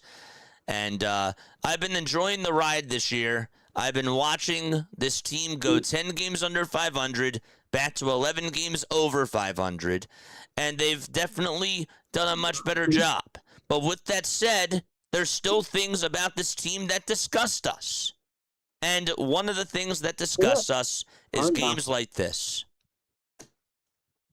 Oh, yeah, absolutely. And before I forgot, I also did want to let you know that on September the 12th, I am going to Phillies versus Braves at Tourist Park. Let's go! That's so sick. Love it. September 12th. You're going to be at the bank. Yeah. Let's go. No, I'm going to be at Tourist Park. Oh, Truist Park. Oh, that's right. I forgot that their first series in September is at home. So you're going to go to Truist Park. Man, when everybody's chopping out there, you gotta stand up. You gotta stand tall, Scott. You gotta stand tall. Yeah, I'm actually going with my mom and dad. That's so sick. That's so awesome. My first Major League game that I've been to ever. Nice. That's cool. Oh, that makes me so happy. I am super excited. That's so awesome. I love it, man. So excited. Oh, I love that so much. Yeah. Do you know which jersey you're going to be rocking yet or no? I mean, obviously, you still have plenty of time to figure that out. But I have two jerseys. Well, technically three jerseys. There you go. One of them is a schwarber pinstripe, and the other one is a harper pinstripe. There you and go. I also have a Harper City Connect. I love that. Dude, that sounds fire. Dude, I'm so jealous. I've never been to Truist Park before. Is that going to be your first time there? Yeah, first time to any ballpark ever That's in the awesome. Major League. Man, that's your first ballpark? Oh, that's so sick. Yeah. That's so sick. I love that. Oh, man. All right, well, I'm so excited. Yeah. They got to play better against the Dodgers. It's not going to be an easy pitching matchup no matter what. No, you're absolutely right about that. They have a lot of work to do against the Dodgers, and even though they're not going to face Yamamoto, they still have good pitching, the Dodgers. They just do. They're not going to have to face Ohtani, yeah, but guess what? There's still a lot of good pitching. They probably have to face Emmett Sheehan. Yes. I would assume so. And they're still going to have to face Robleski and Sasaki. Yeah, probably. So, you know. Yep. All right, Scott. Well, I got to keep the line moving, but I will catch you later, my friend. Good to see you, as always. All right, I will be on for the Yankees-Dodgers tonight. Let's go. We love it. Shout out to you, buddy. Shout out to you. We love it.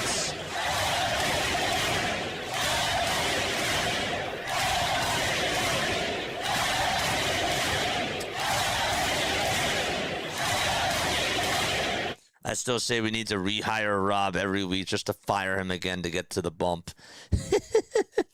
Yeah. All right. So, guys, thank you so much for calling on into the show. Yeah. Okay. So, like, overall with this game, this was just a poor display by the Philadelphia Phillies. They had a chance to try to get their way closer to the Atlanta Braves, and it really just did not work out that way at all. Nolan McLean was untouchable. He looked like he was Sandy Koufax out there. This guy looked like that he was like Nolan Ryan in his prime.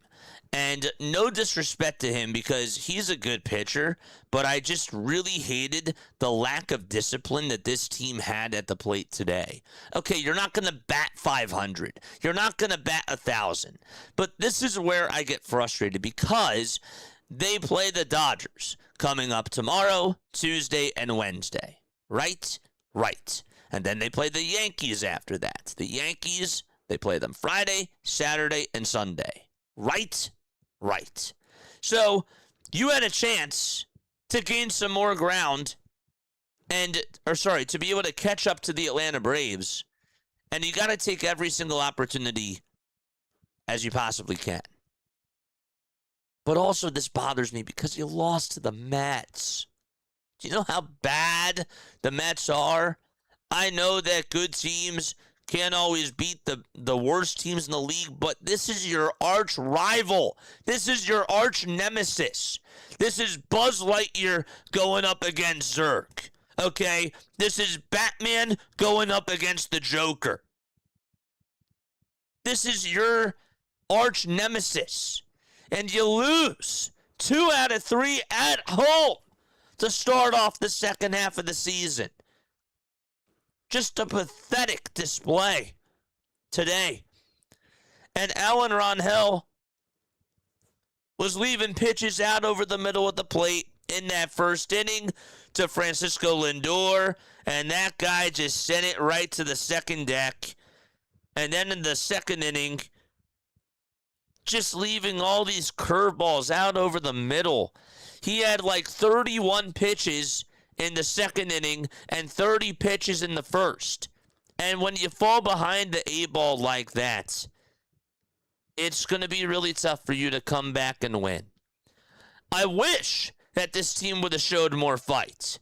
I wish that this team would have put more effort on the stat sheet and that they would have done a better job with their hitting. I thought that the bats went really tight. And JT Realmuto, I mean, there were plenty of chances, but wow, that second inning happens. Bohm gets on with an infield single. When was the last time Alec Bohm got on with an infield single? I mean, come on. It's not like he does that every day because he is like one of the slowest people that we've seen in the Phillies uniform. He is really slow, okay? And after that stop, walks and JT just grounds into that double play. Grounds into a double play, takes the life out of this team. That was awful. And then you go to the 6th inning. This team has another chance to try to get some runs on the board.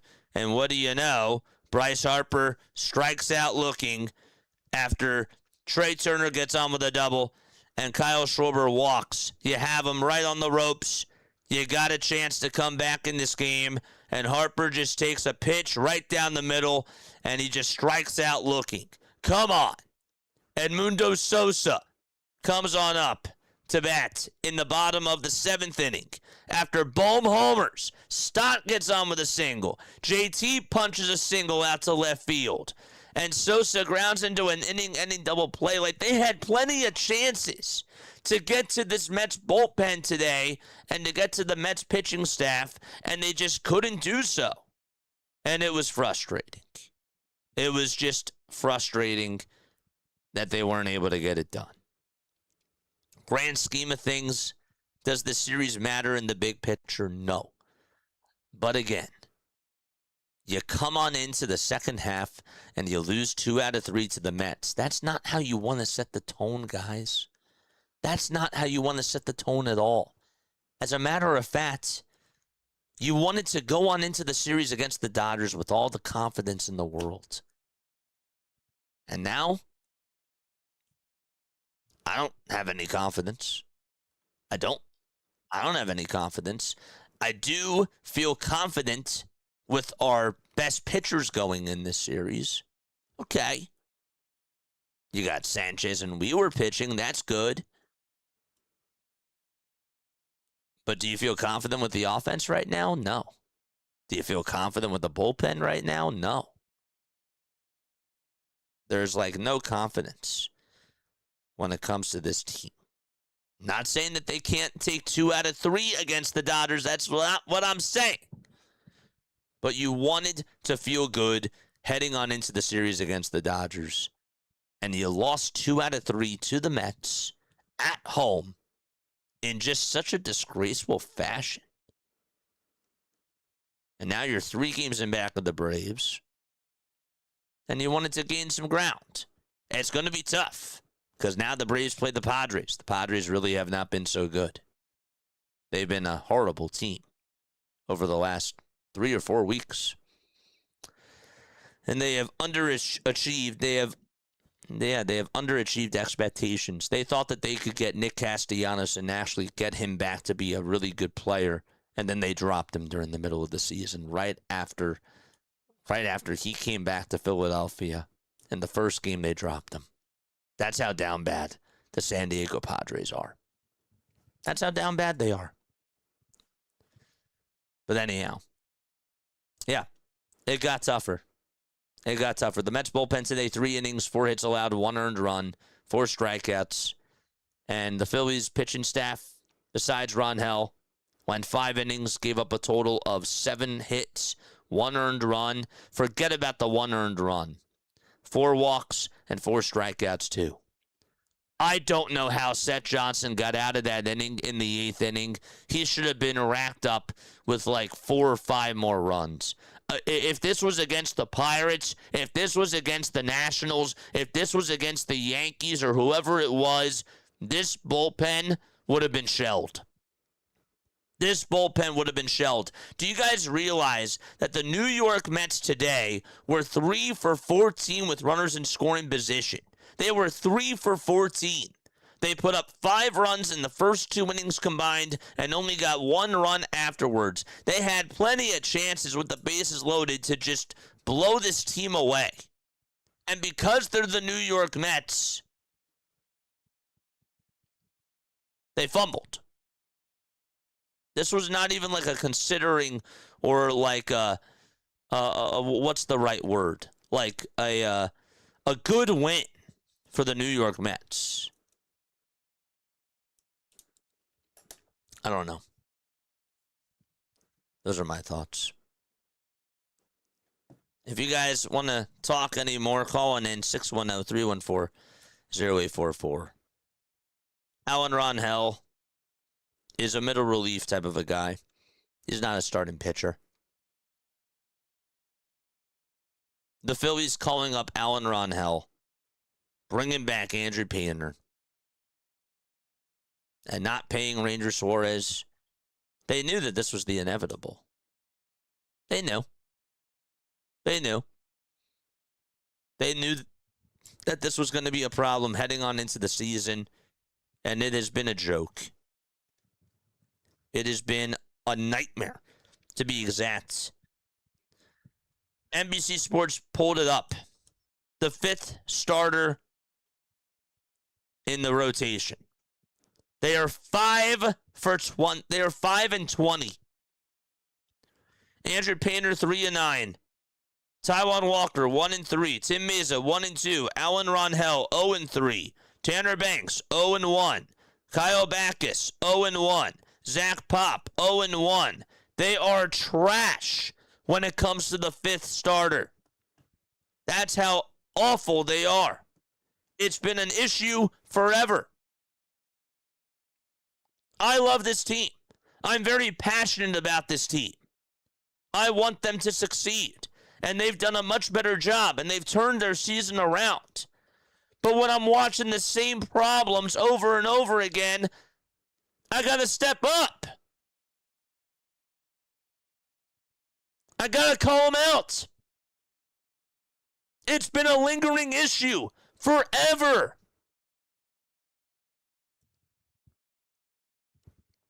And then people were telling me, well, you got to take Rangel out. I don't trust this bullpen, do you? This bullpen is a joke as well.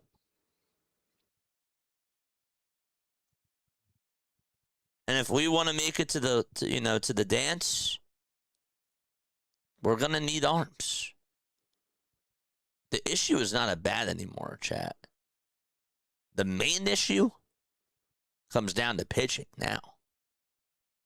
That's been the main issue during the season. And we still need them to get another bat because we know that the bats can go cold in October. I'm not trying to be a Debbie Downer because guess what? I have also seen this team get very hot at the right time. I think that they can get hot, and I think that they can have a shot against the Dodgers.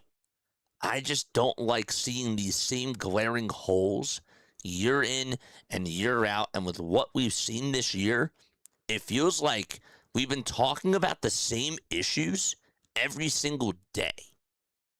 And when we're doing that, that's not fun. When we're talking about it, something is wrong. The organization thinks that the fans are dumb. But in reality, we've been saying this stuff forever. Forever we've been saying this stuff. We bring up the same problems and the same glaring issues. And that's the issue. I'm riding the roller coaster. I love the highs. The lows are bad. And again, I appreciate the journey that they've taken us on this year. But the goal at the end of the day is for this team to get ready to compete for October and to get far in October. With how they're set up right now, I don't feel like that they're that they have. I think that they have a chance, but I'm not feeling good with the holes that they have. I don't feel good heading on into October right now. Does that make sense? Does that make sense? I think that their offense can get hot.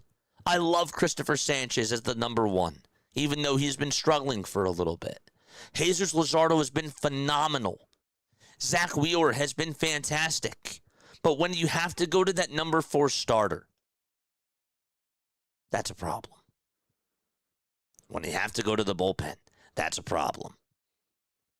If Luzardo and Wheeler and Sanchez don't go 7 innings and it's a tight game, that's a problem if they don't go 7 innings. Teams will find a way to expose that. And I just want what's best for this team. That's all it is. This is all from the heart. This is all passion. Okay? But that's really how I feel. The bullpen got lucky that they only give up 1 run today. It should have been... This final score felt like it was 15-1. This felt like it was a 15-1 game, and it only ended up being 6-1. They got spanked by the New York Mets. They did. And guess what? Tomorrow, what's going to happen is that they're going to bounce back, and we're going to be happy tomorrow. And hopefully that is the case. But I just had to let this out. I had a lot of steam that I had to let off my chest. And that's where I stand.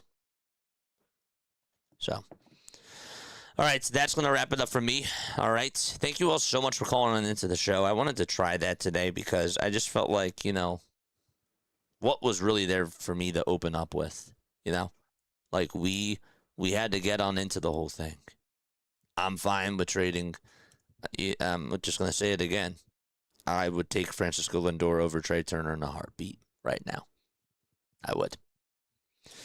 But I love you guys. Lila Tov, have yourself a great rest of your night. I will be back on at 7:20 for the Yankees game. Yankees take on the Dodgers. We'll be watching that game Probably be on at like 6:45. That's when we'll start our countdown timer, 6:40-ish or so. So give us about like an hour and a half. Then we'll start off our countdown timer. I'm going to send you guys off. We're going to do a redirect over to another channel. We'll do that now. Who should we redirect things over to? We'll figure that out right now as we speak. Okay, redirect. And we'll go to District Nation. Okay, we'll do District Nation right now. Let's go say hi to District Nation, all right? I love you guys very, very much. Laila Tov, have yourself a great rest of your night. And I will catch you all on the next one. Peace out.